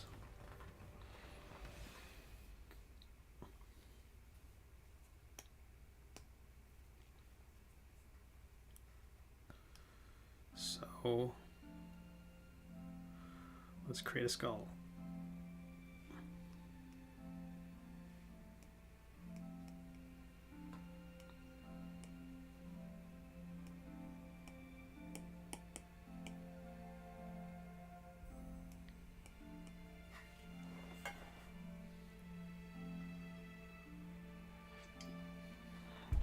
So, for folks, an update on the Death Dealing Kickstarter. Just over 12, a little more than, well, I think about 20 packages to go out right now. I think we've got 2 more people who just filled out their survey this week. I think surveys went out in July, maybe August, or final locking down the addresses went out in August. So I think there's still 30 people who haven't responded to surveys. But in terms of people who have actually responded to the surveys and have entered in all their information, those will be packed up tonight. I just got the replacement boxes. That burst water pipe messed up some boxes of mine, so I had to wait for the new ones to come in. But okay, I'm gonna move the axe up closer to the head. We're gonna add a sphere for carving a new skull. I want this one to be more decorative than the one we have now on the creature.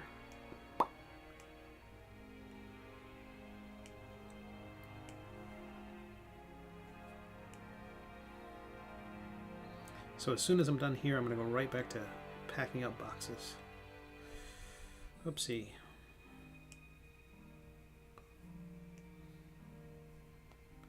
Right, we'll hide our reference.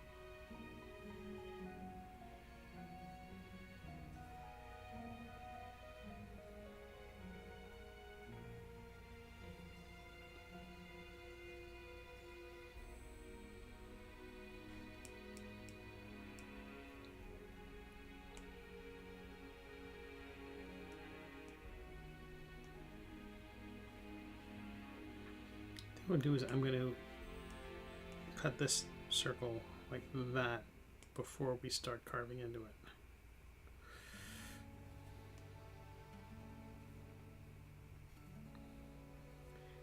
Then with the trim tool and the ellipse tool, actually no.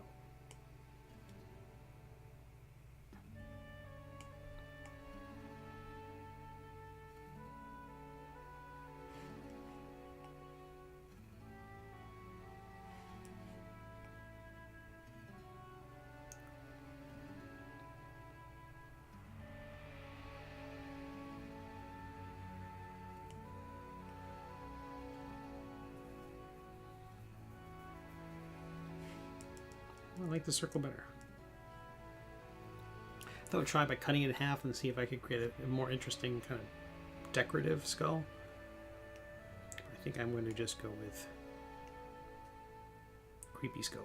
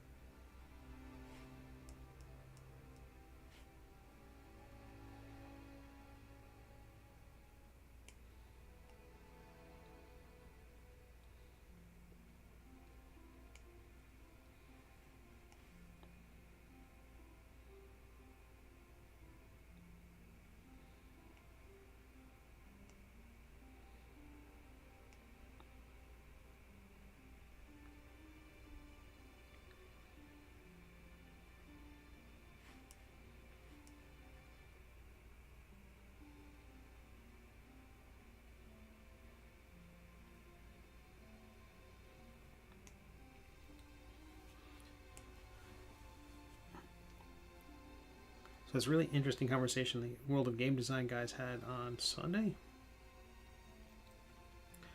They were talking about what makes people decide to support a Kickstarter. They were talking primarily about games. That's their thing. But I think it applied to comics as well. Pretty much any project. I don't think they settled on a single answer for it all, but there were some common threads. Like it seems like they definitely hold Wizards of the Coast to a higher standard than everybody else, which is fair. They have the deepest pockets, and they also talked about just the remesh this higher. They talked about the what indies have to do to merit any attention. Like, man, I don't like this skull at all. I think I got too cutesy by trying to just cut shapes out. It's interesting, but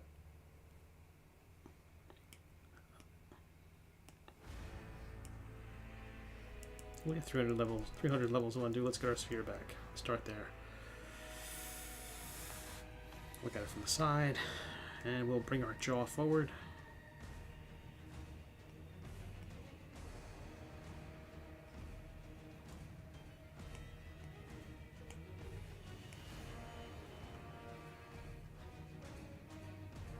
Got me thinking about the different criteria. It seems to be, I'm most excited about a project that has a clear message, like a clear theme.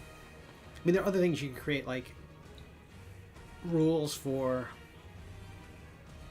vehicle combat, right? It's just you could fill in a rule vacancy with that 5th edition or whatever game system you're creating for. You can create stuff to satisfy a technical need.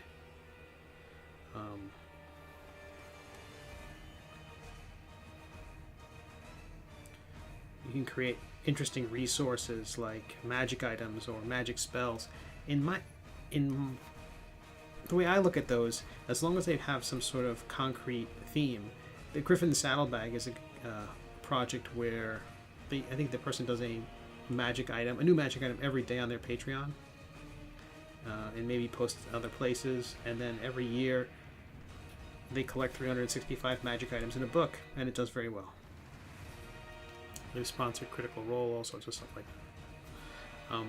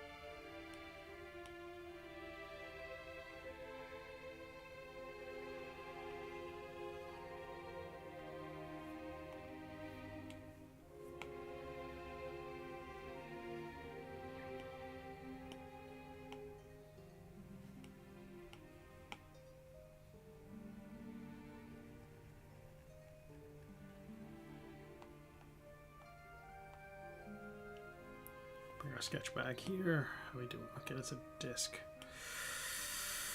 So we'll add a cylinder, and we will.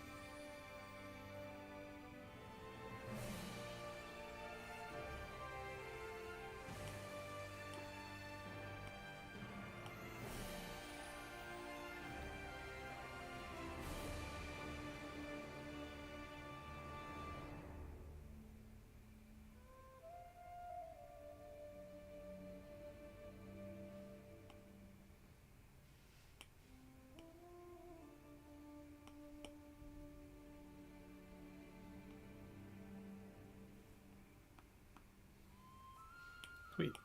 I like that. That's got like the skull. It's got the little center bit and a ring around the outside. Oh man, how's everybody doing? Let me check. Make sure nothing has exploded while we've been streaming. Oh man.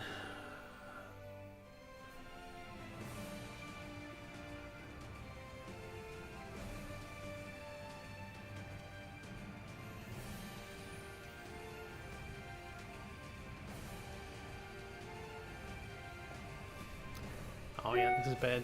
So one of the there's a Kickstarter backer. The Danish Postal Service never let them know. Only delivers the customs notice by letter. They got the letter 7 days after the final notice, so pretty sure they will send it back. So I'm gonna have to contact him to. But they said they never. I did not get the tracking number. I think that also has something to do with Hotmail. Hotmail is so bad about receiving.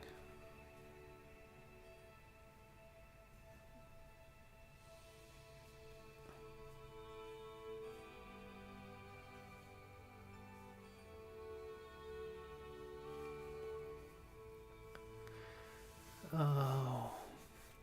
And they want to charge him a $35 receiving fee. That's terrible. I don't know how I'm ever supposed to get supporters from other countries. Um, it is a $20 item, $25 item, $35 customs fee. Ridiculous. Absolutely ridiculous.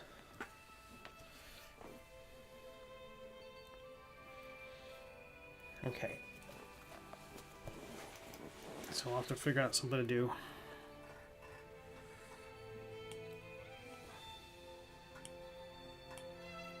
So I'm going to try to strengthen the edges of this thing, and then we're going to smooth out the edges.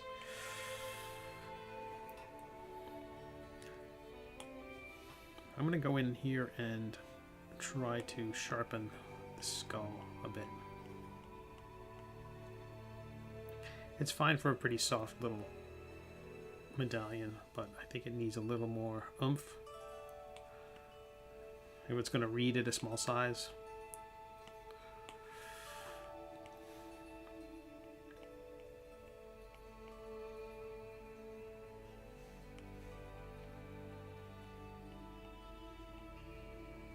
So I think that was a problem between two things. I think it was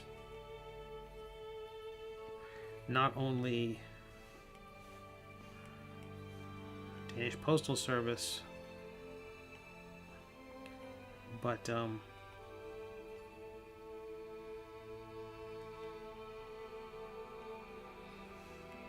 then Hotmail.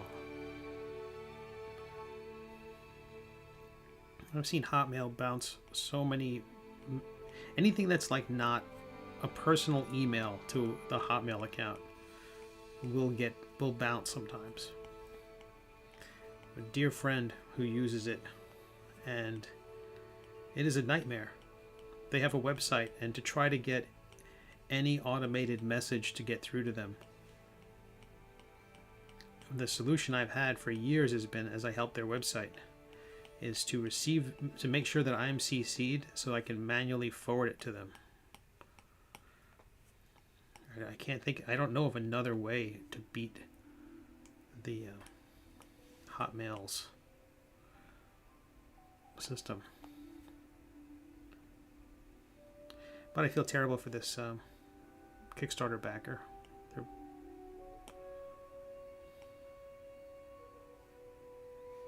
It's way too thin.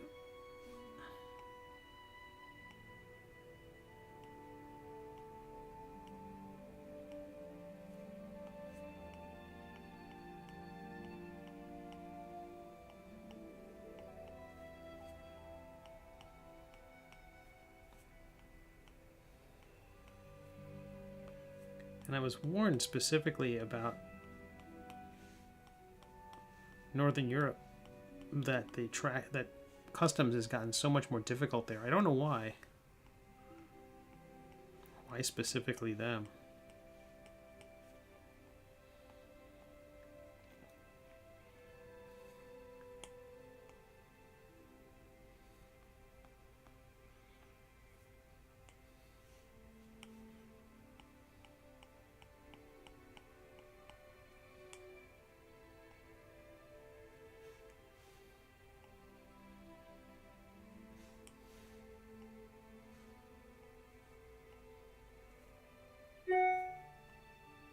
Oh, sorry about that beeping. That was me checking the mail and then seeing that message. I want to check every once in a while. I feel terrible that I think in the end I'm gonna have to mail to Europe twice to get it to that guy. So I'm absolutely gonna lose money on it because the person was ordering cards, so they didn't. And they never got their notification from the post office, but I don't want them to not get their stuff. So I'm going to have to mail them another box. Hopefully they'll return the stuff to me. At least, I hope.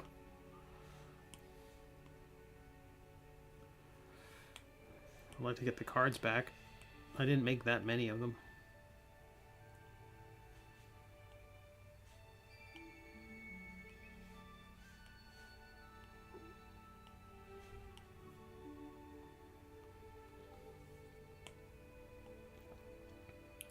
But I have many friends who are like, I don't know if I ever want to do a Kickstarter, and it's stuff like this is absolutely reason why it's a bear.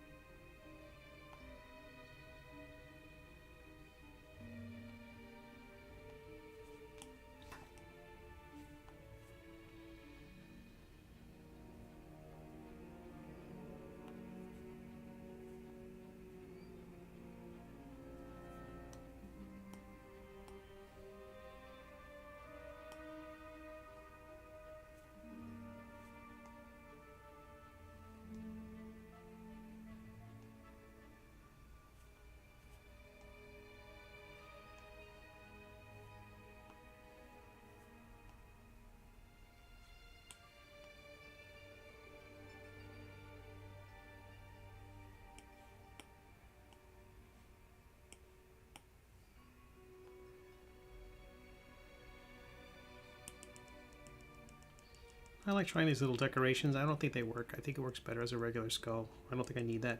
I'm gonna try sculpting some things, like a rune or two on the forehead.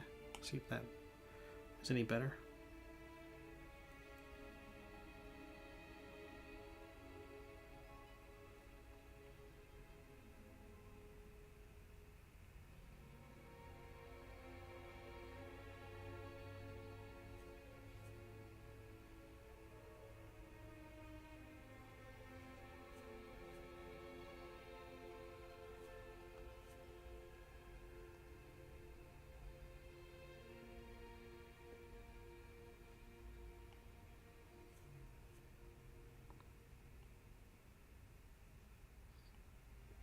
Almost every Kickstarter involves mailing some extra thing to somebody to cover a unexpected problem. I guess it's all part of it now. Whether it's weird customs problems, unexpected customs problems, or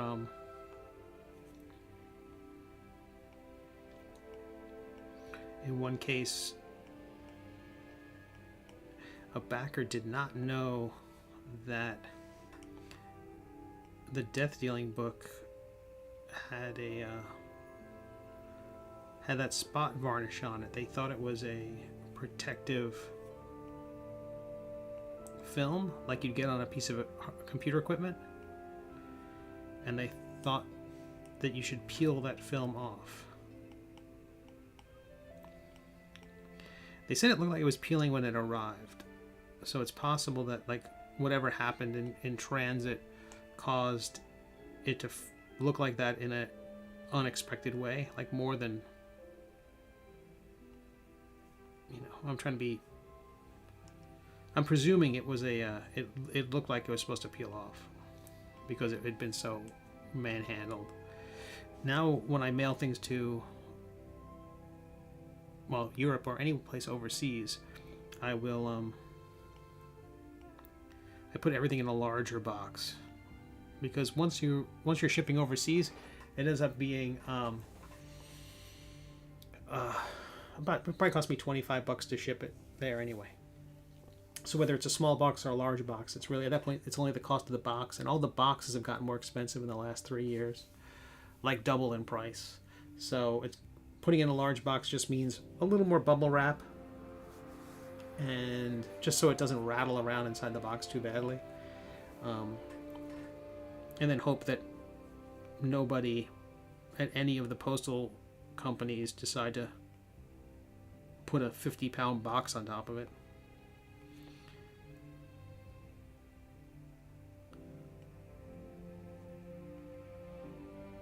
But it sucks that this guy didn't get his thing. So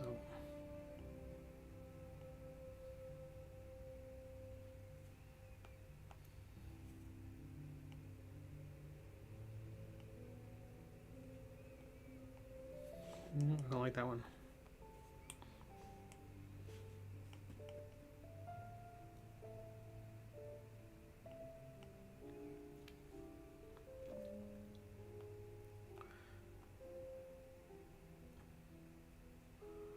I don't hate that.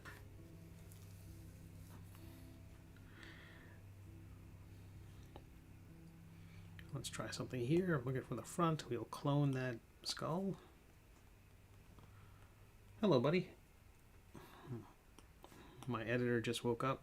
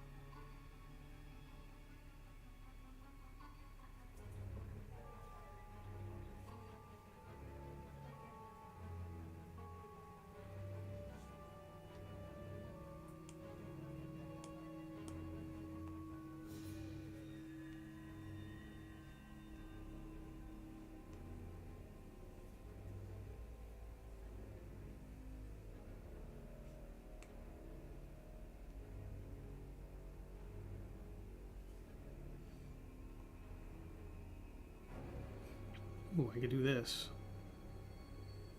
If I bring it forward. What? My editor is very sleepy right now. My editor is technically a cat, but I know better. Alright, so we will clone this just for a moment. Hide one. And use the trim tool and ellipse tool with the circle.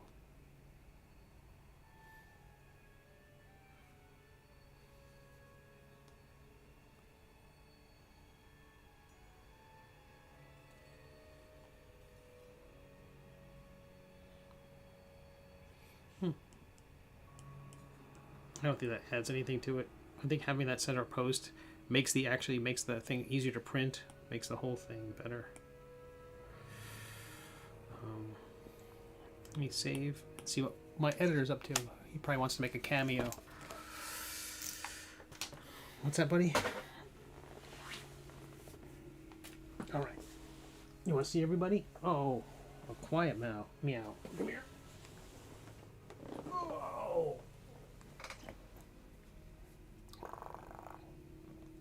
He just woke up.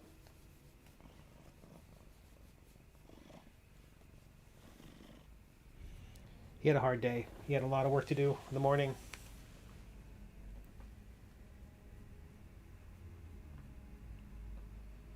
Hello, everybody.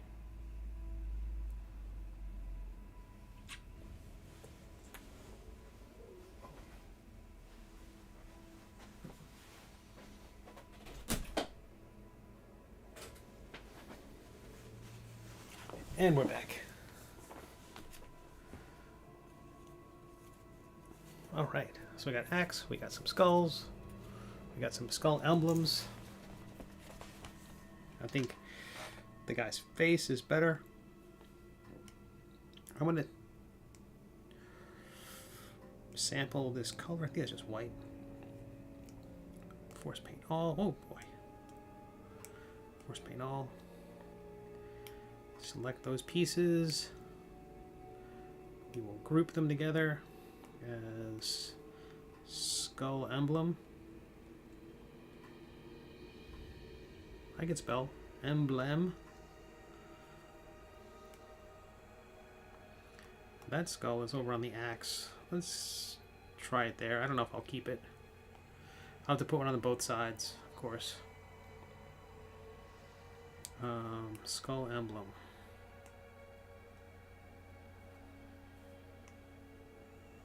That will find its way in various places on the creature's armor. We'll get our reference back.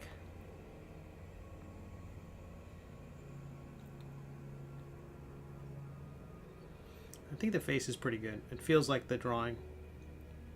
I don't know if the whiskers need to be more prominent.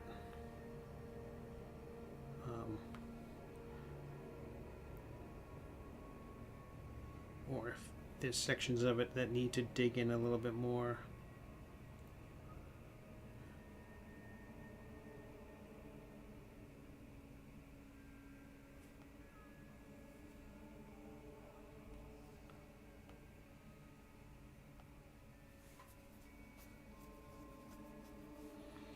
Okay, we got the skull, we got the axe pretty much. Let's scar up this axe.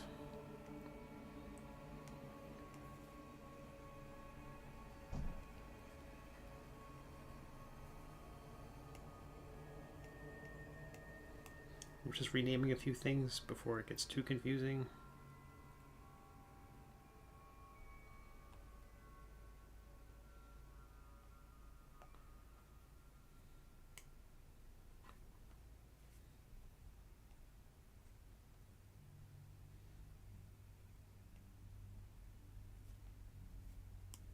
Yeah, I am really surprised that this is not cutting the way it's supposed to.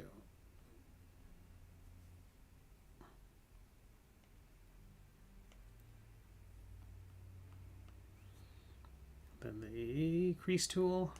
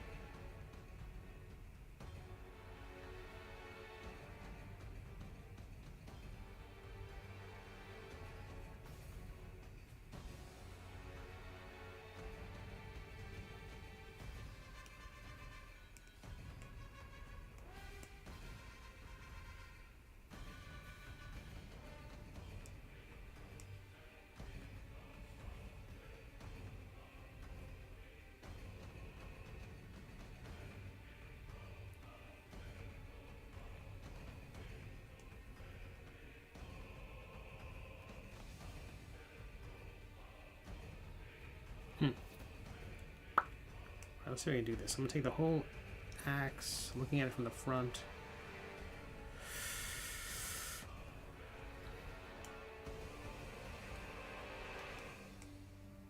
Sweet.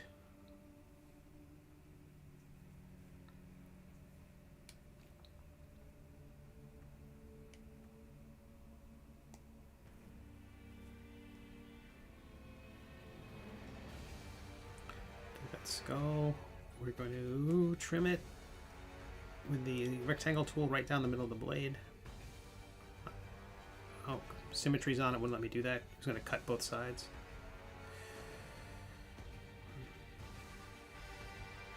Skull selected. I've done this before. I'm going to pivot, change the pivot point to the center of the skull, slide it out, then we're going to mirror it left to right. Or, sorry, right to left. And then we turn on symmetry, and then when I slide them together, they'll be centered. Oh, but the axe isn't. Okay, the cylinder is. That's interesting.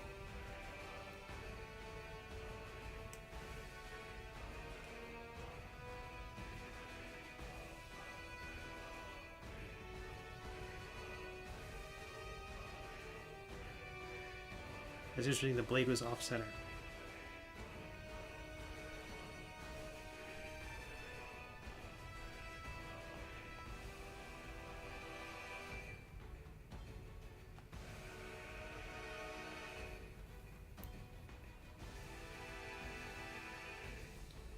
I'm gonna try something now. We're gonna save.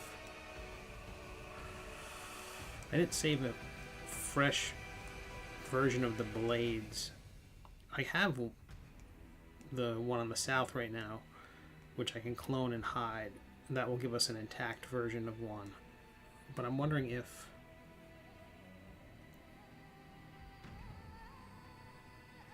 turn symmetry back on. I'm looking at everything from the right. I do like that the handle's crooked. That's kind of cool. But I'm going to select that group again and change that back to 0. Should put us back where we was. Look at it from the front.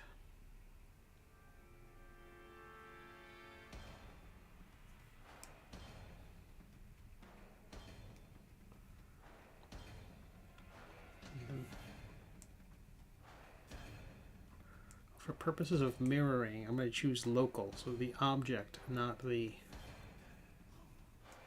universe. So if I crease, double check this again, local.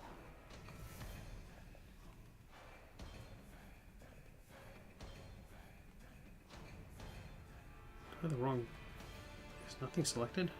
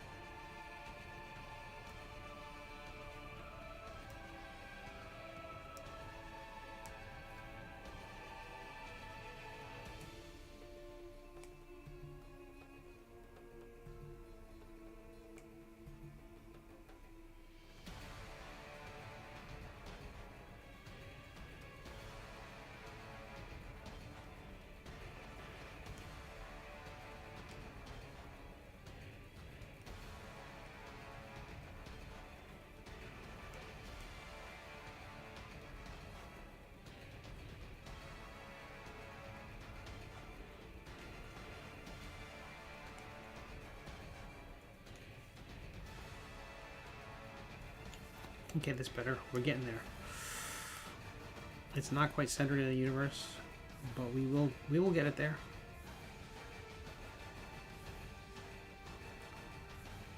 All right.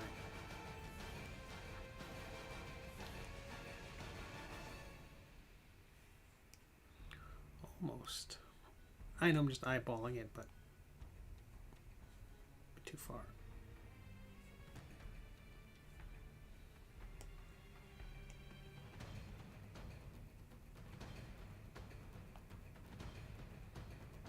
Pretty centered to me.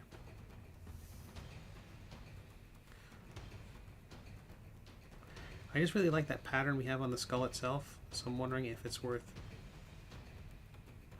patterning the metal.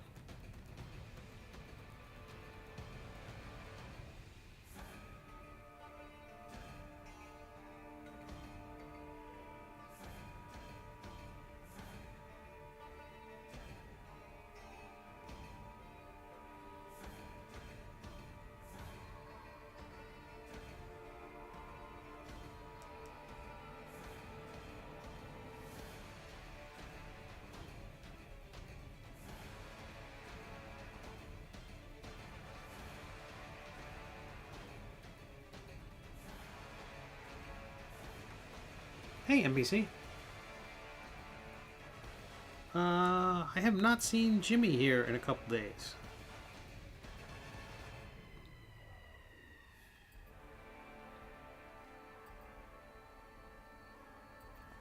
I've seen him in the Discord, but not on the chat.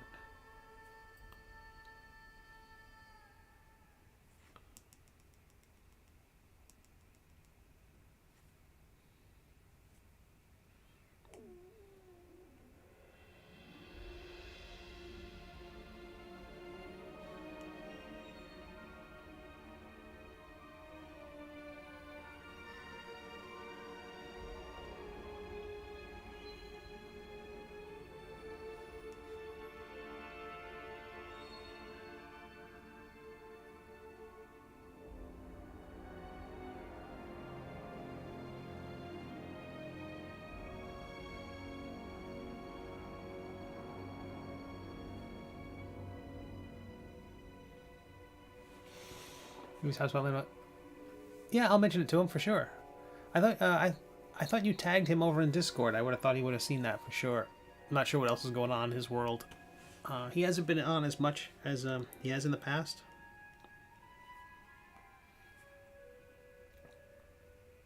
But I'll keep an eye out for him. Definitely mention you next time I see him. I hope all's well.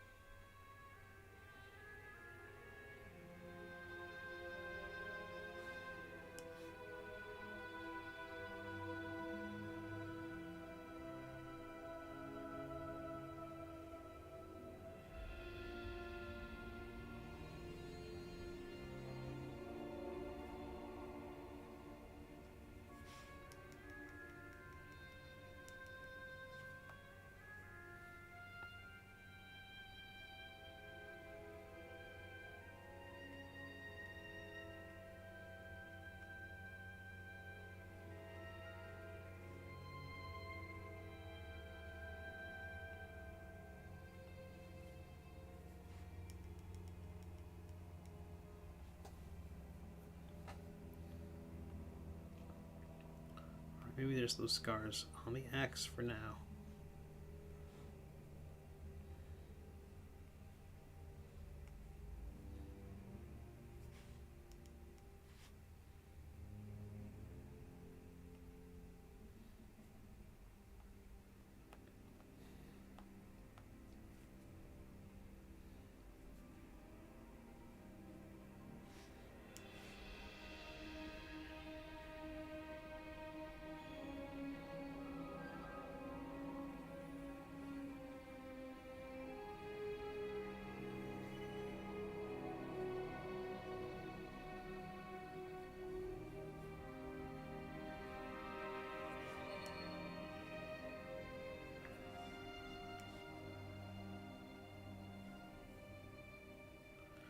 All right, how are we doing? 642, no drop frames. Feeling pretty good. Oh yeah, NPC, of course. Absolutely happy to help. All right, let's get this axe roughly where I think it needs to go. I'm not sure how much more I would tweak it or if I'm just going to recreate one at some point.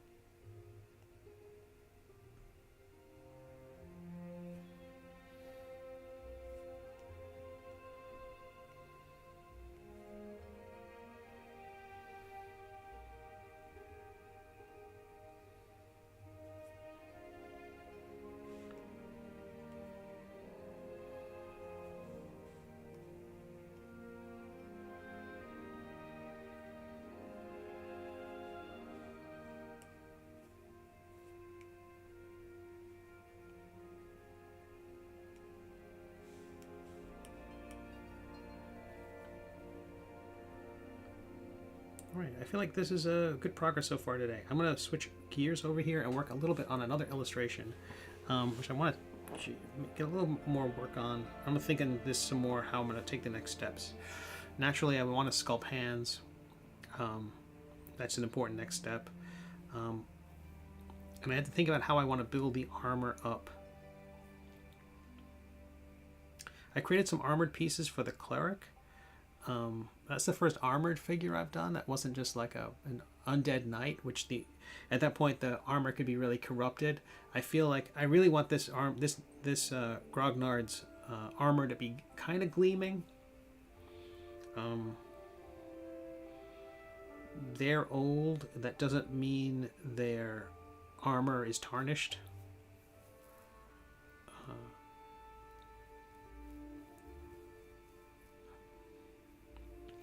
And I have to create the stacks of books, things like that. But this feels like good progress. Okay, let's save. The math in the upper far left corner. The RAM usage is still in the almost gray. It's light yellow, which means it's using quite a bit of RAM, but we're also up to 808 levels of undo, so that's probably a lot of the memory usage. Let me jump over to... I'm going to jump over to Procreate for a piece I'm working on. I had to hide the screen for a moment as not to show some of the client work and some other little pieces that are in progress. But here's this piece, which is an illustration inside the book. You all watched me sculpt the book itself in Nomad Sculpt and bring it in and paint over most of it. It's still got problem areas, like some of the pieces of paper feel like cardstock, or I imagine some of these pieces might be like old animal skin or something like that, so they might be thicker. But the thought was, again, metadomain clerics, the idea that it's a game, conjuring reality, we're all imagining things, maybe it's very matrixy, and so the idea that the notes that are in the book would somehow spring things to life, which is kind of what magic is.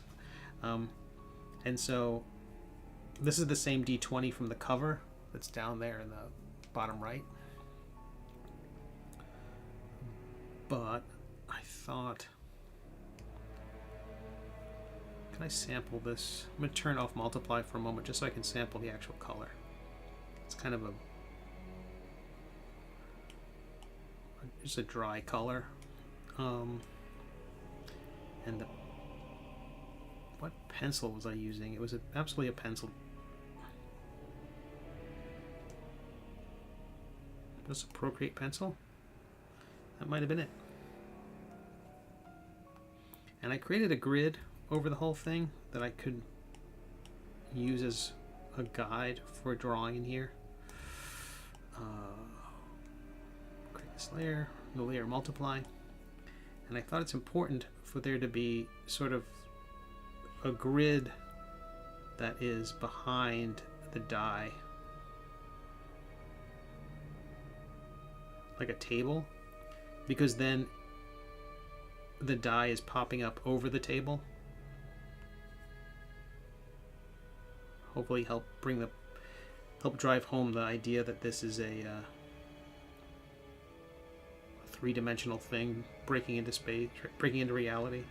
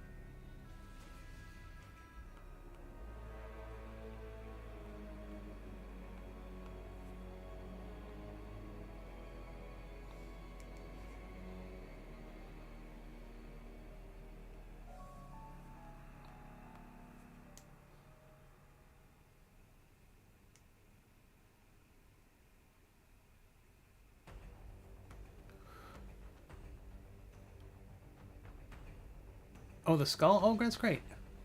Thanks, DG. The little ridiculous skull? This tiny emblem skull? Or the big bad's face? What are you talking about?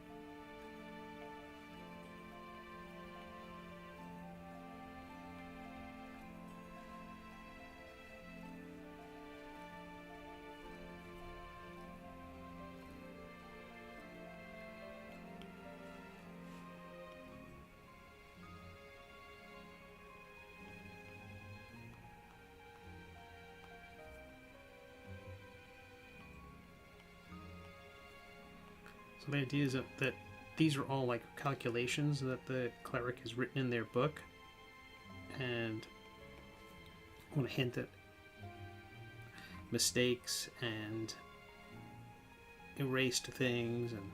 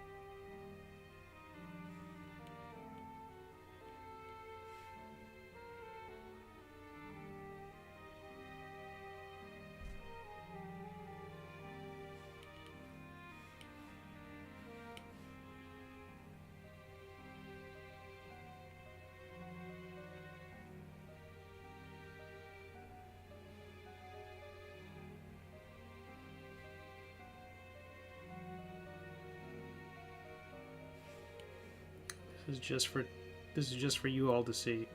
I don't think anyone will get that.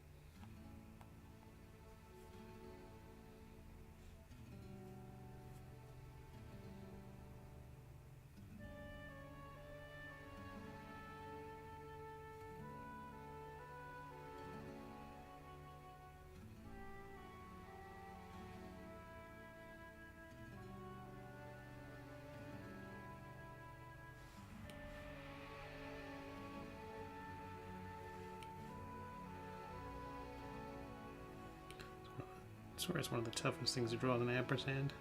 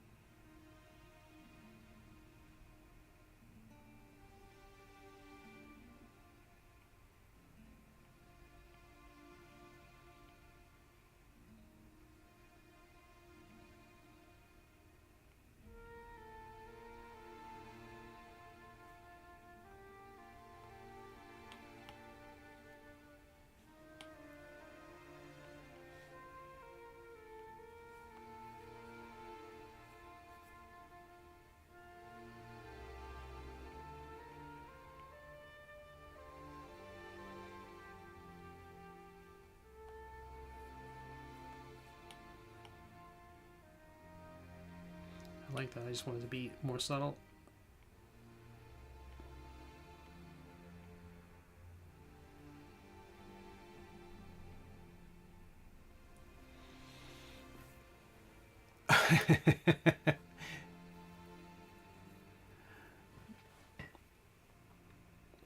This little formula was D plus DND over OGL.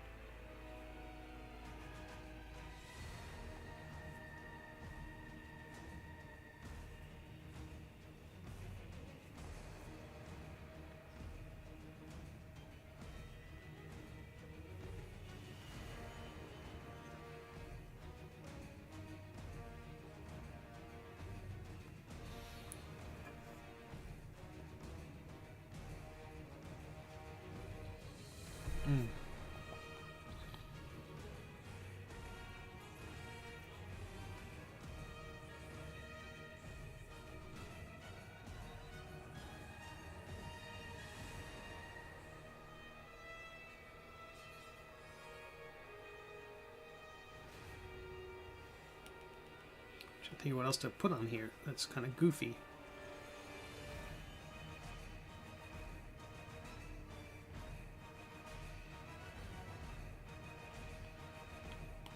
I don't know what that would look like.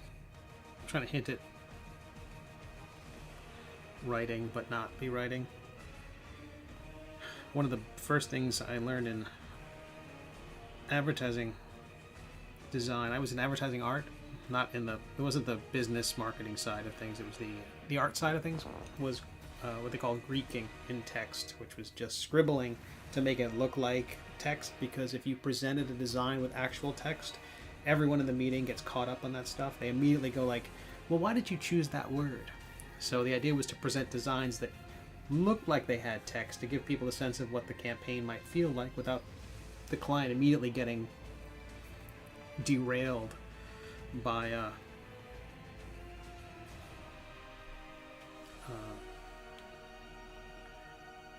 wait, okay, over here, of course.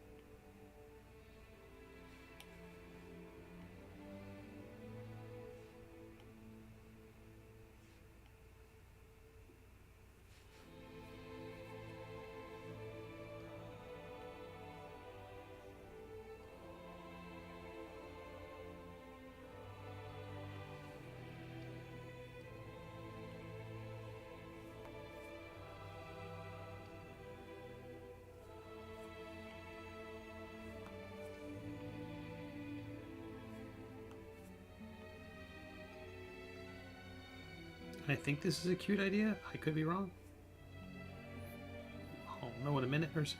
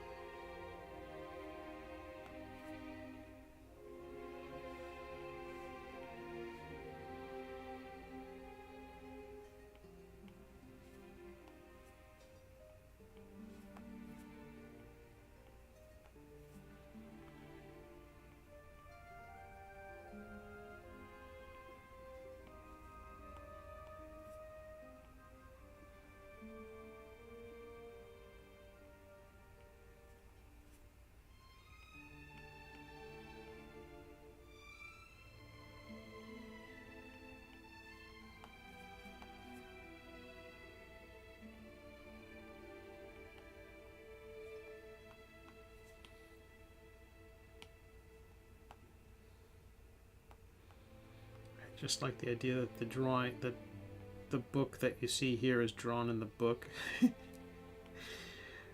largely from the angle we're looking at it.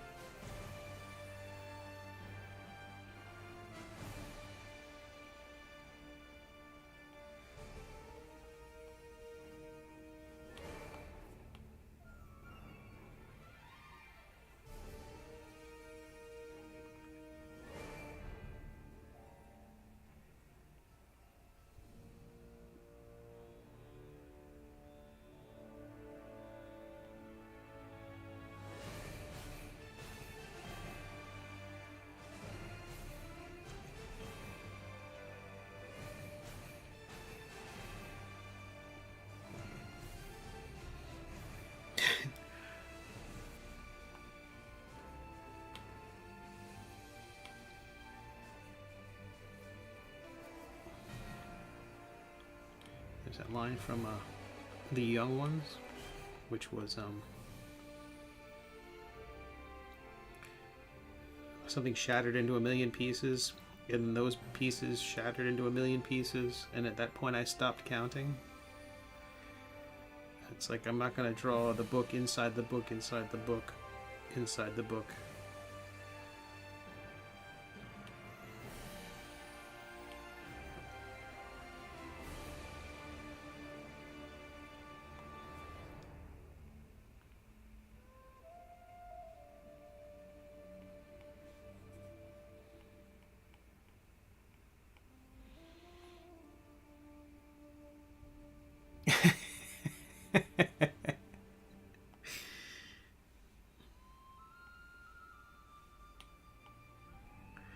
Thank you, Moose.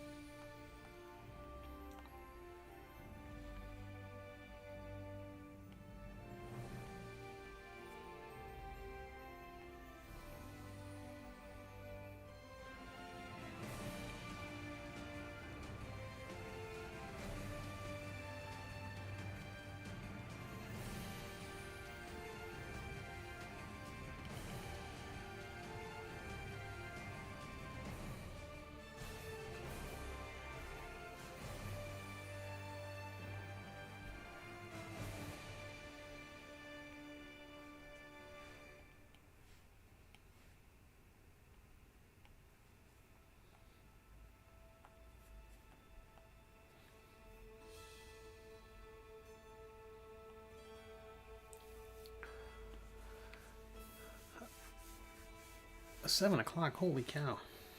Where did the day go? All right, folks. I'm gonna keep toiling away on this silly little thing, and actually, I'm gonna straighten this line up. I want this to fall. I want this to follow the grid of the paper, even if this. But to tweak the spine here. Oopsie, too much. But the idea that I've got to put, notes on the notes here, whatever's in those. I also have to have. I'm going to keep this paper. I'm going to keep this color selected. Tell you what, let's do this. Here's a fun thing to do.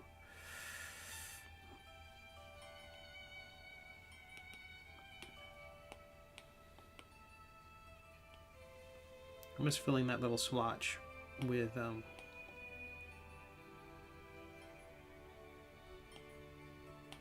the color that we're using to multiply on top, so that I can call that back whenever I need it instead of trying to sample it again.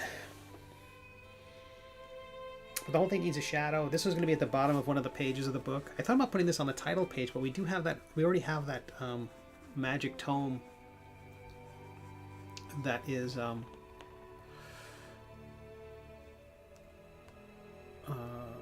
used as stickers and things like that.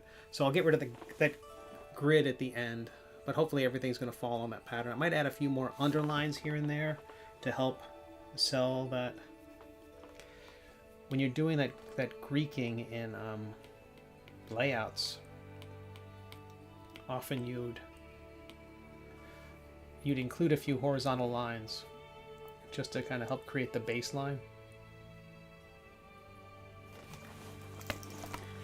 Oh yeah, I'm done. Oh yeah, I'm done. Then I go right back in. I just want these lines to follow the line of the book. Oopsie-doo. And having a few things that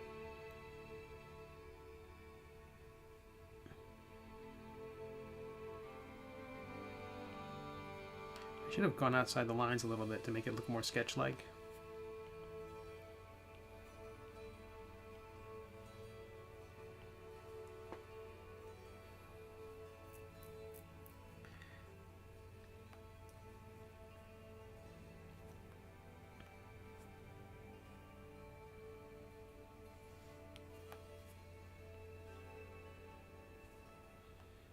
So when I remove the grid, that's the shadow. When I remove the grid, you get more of a sense of it following the edges of the paper and all that.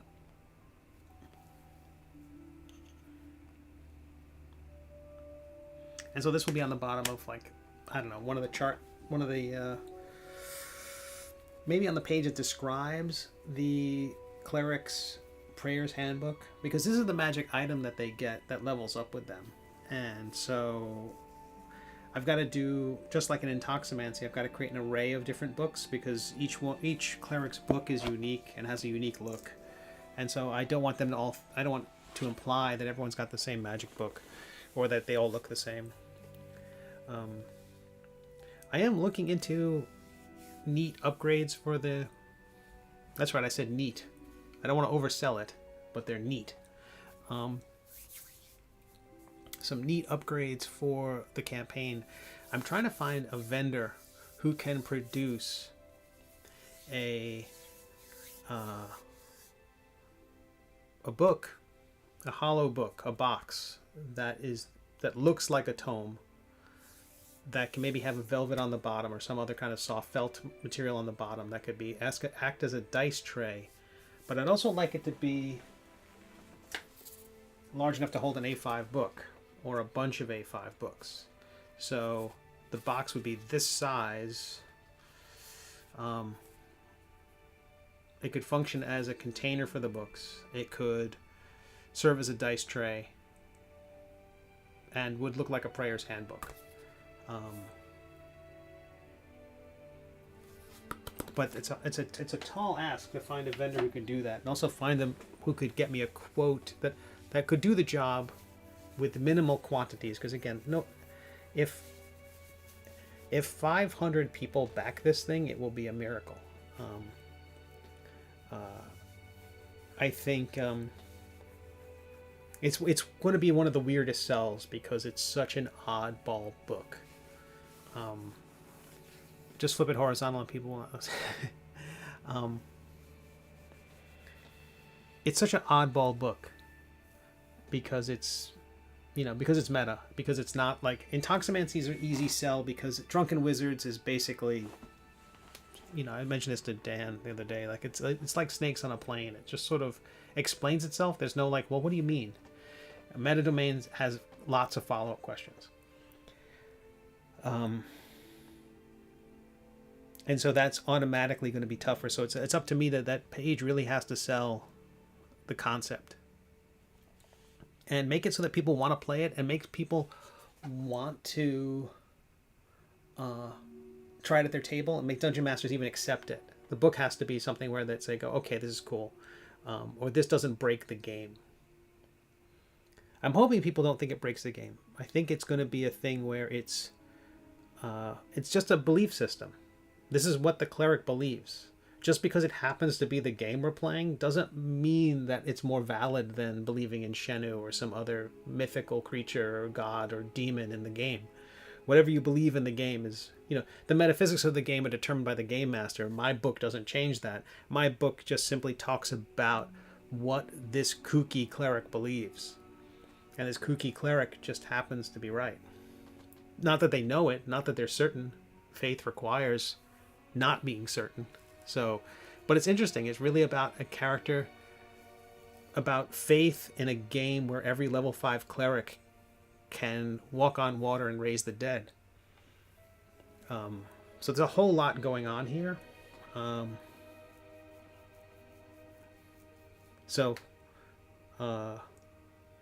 there's a lot. It'll be fun. It'll be fun.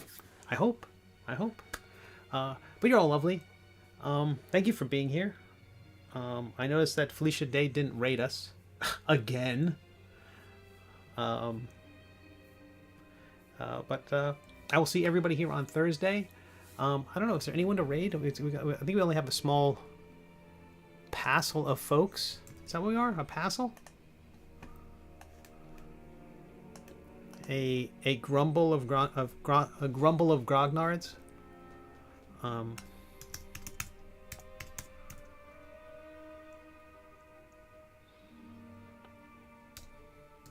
I can type.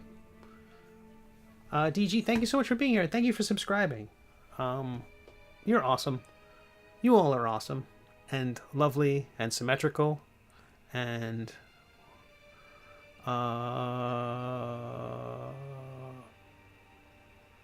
tell you what, let's just call it. I hear my computer heating up and I got packages to package. So have a lovely night. I'll see you all on Thursday. A populace of pancreases. Fantastic. All right. Have a great night.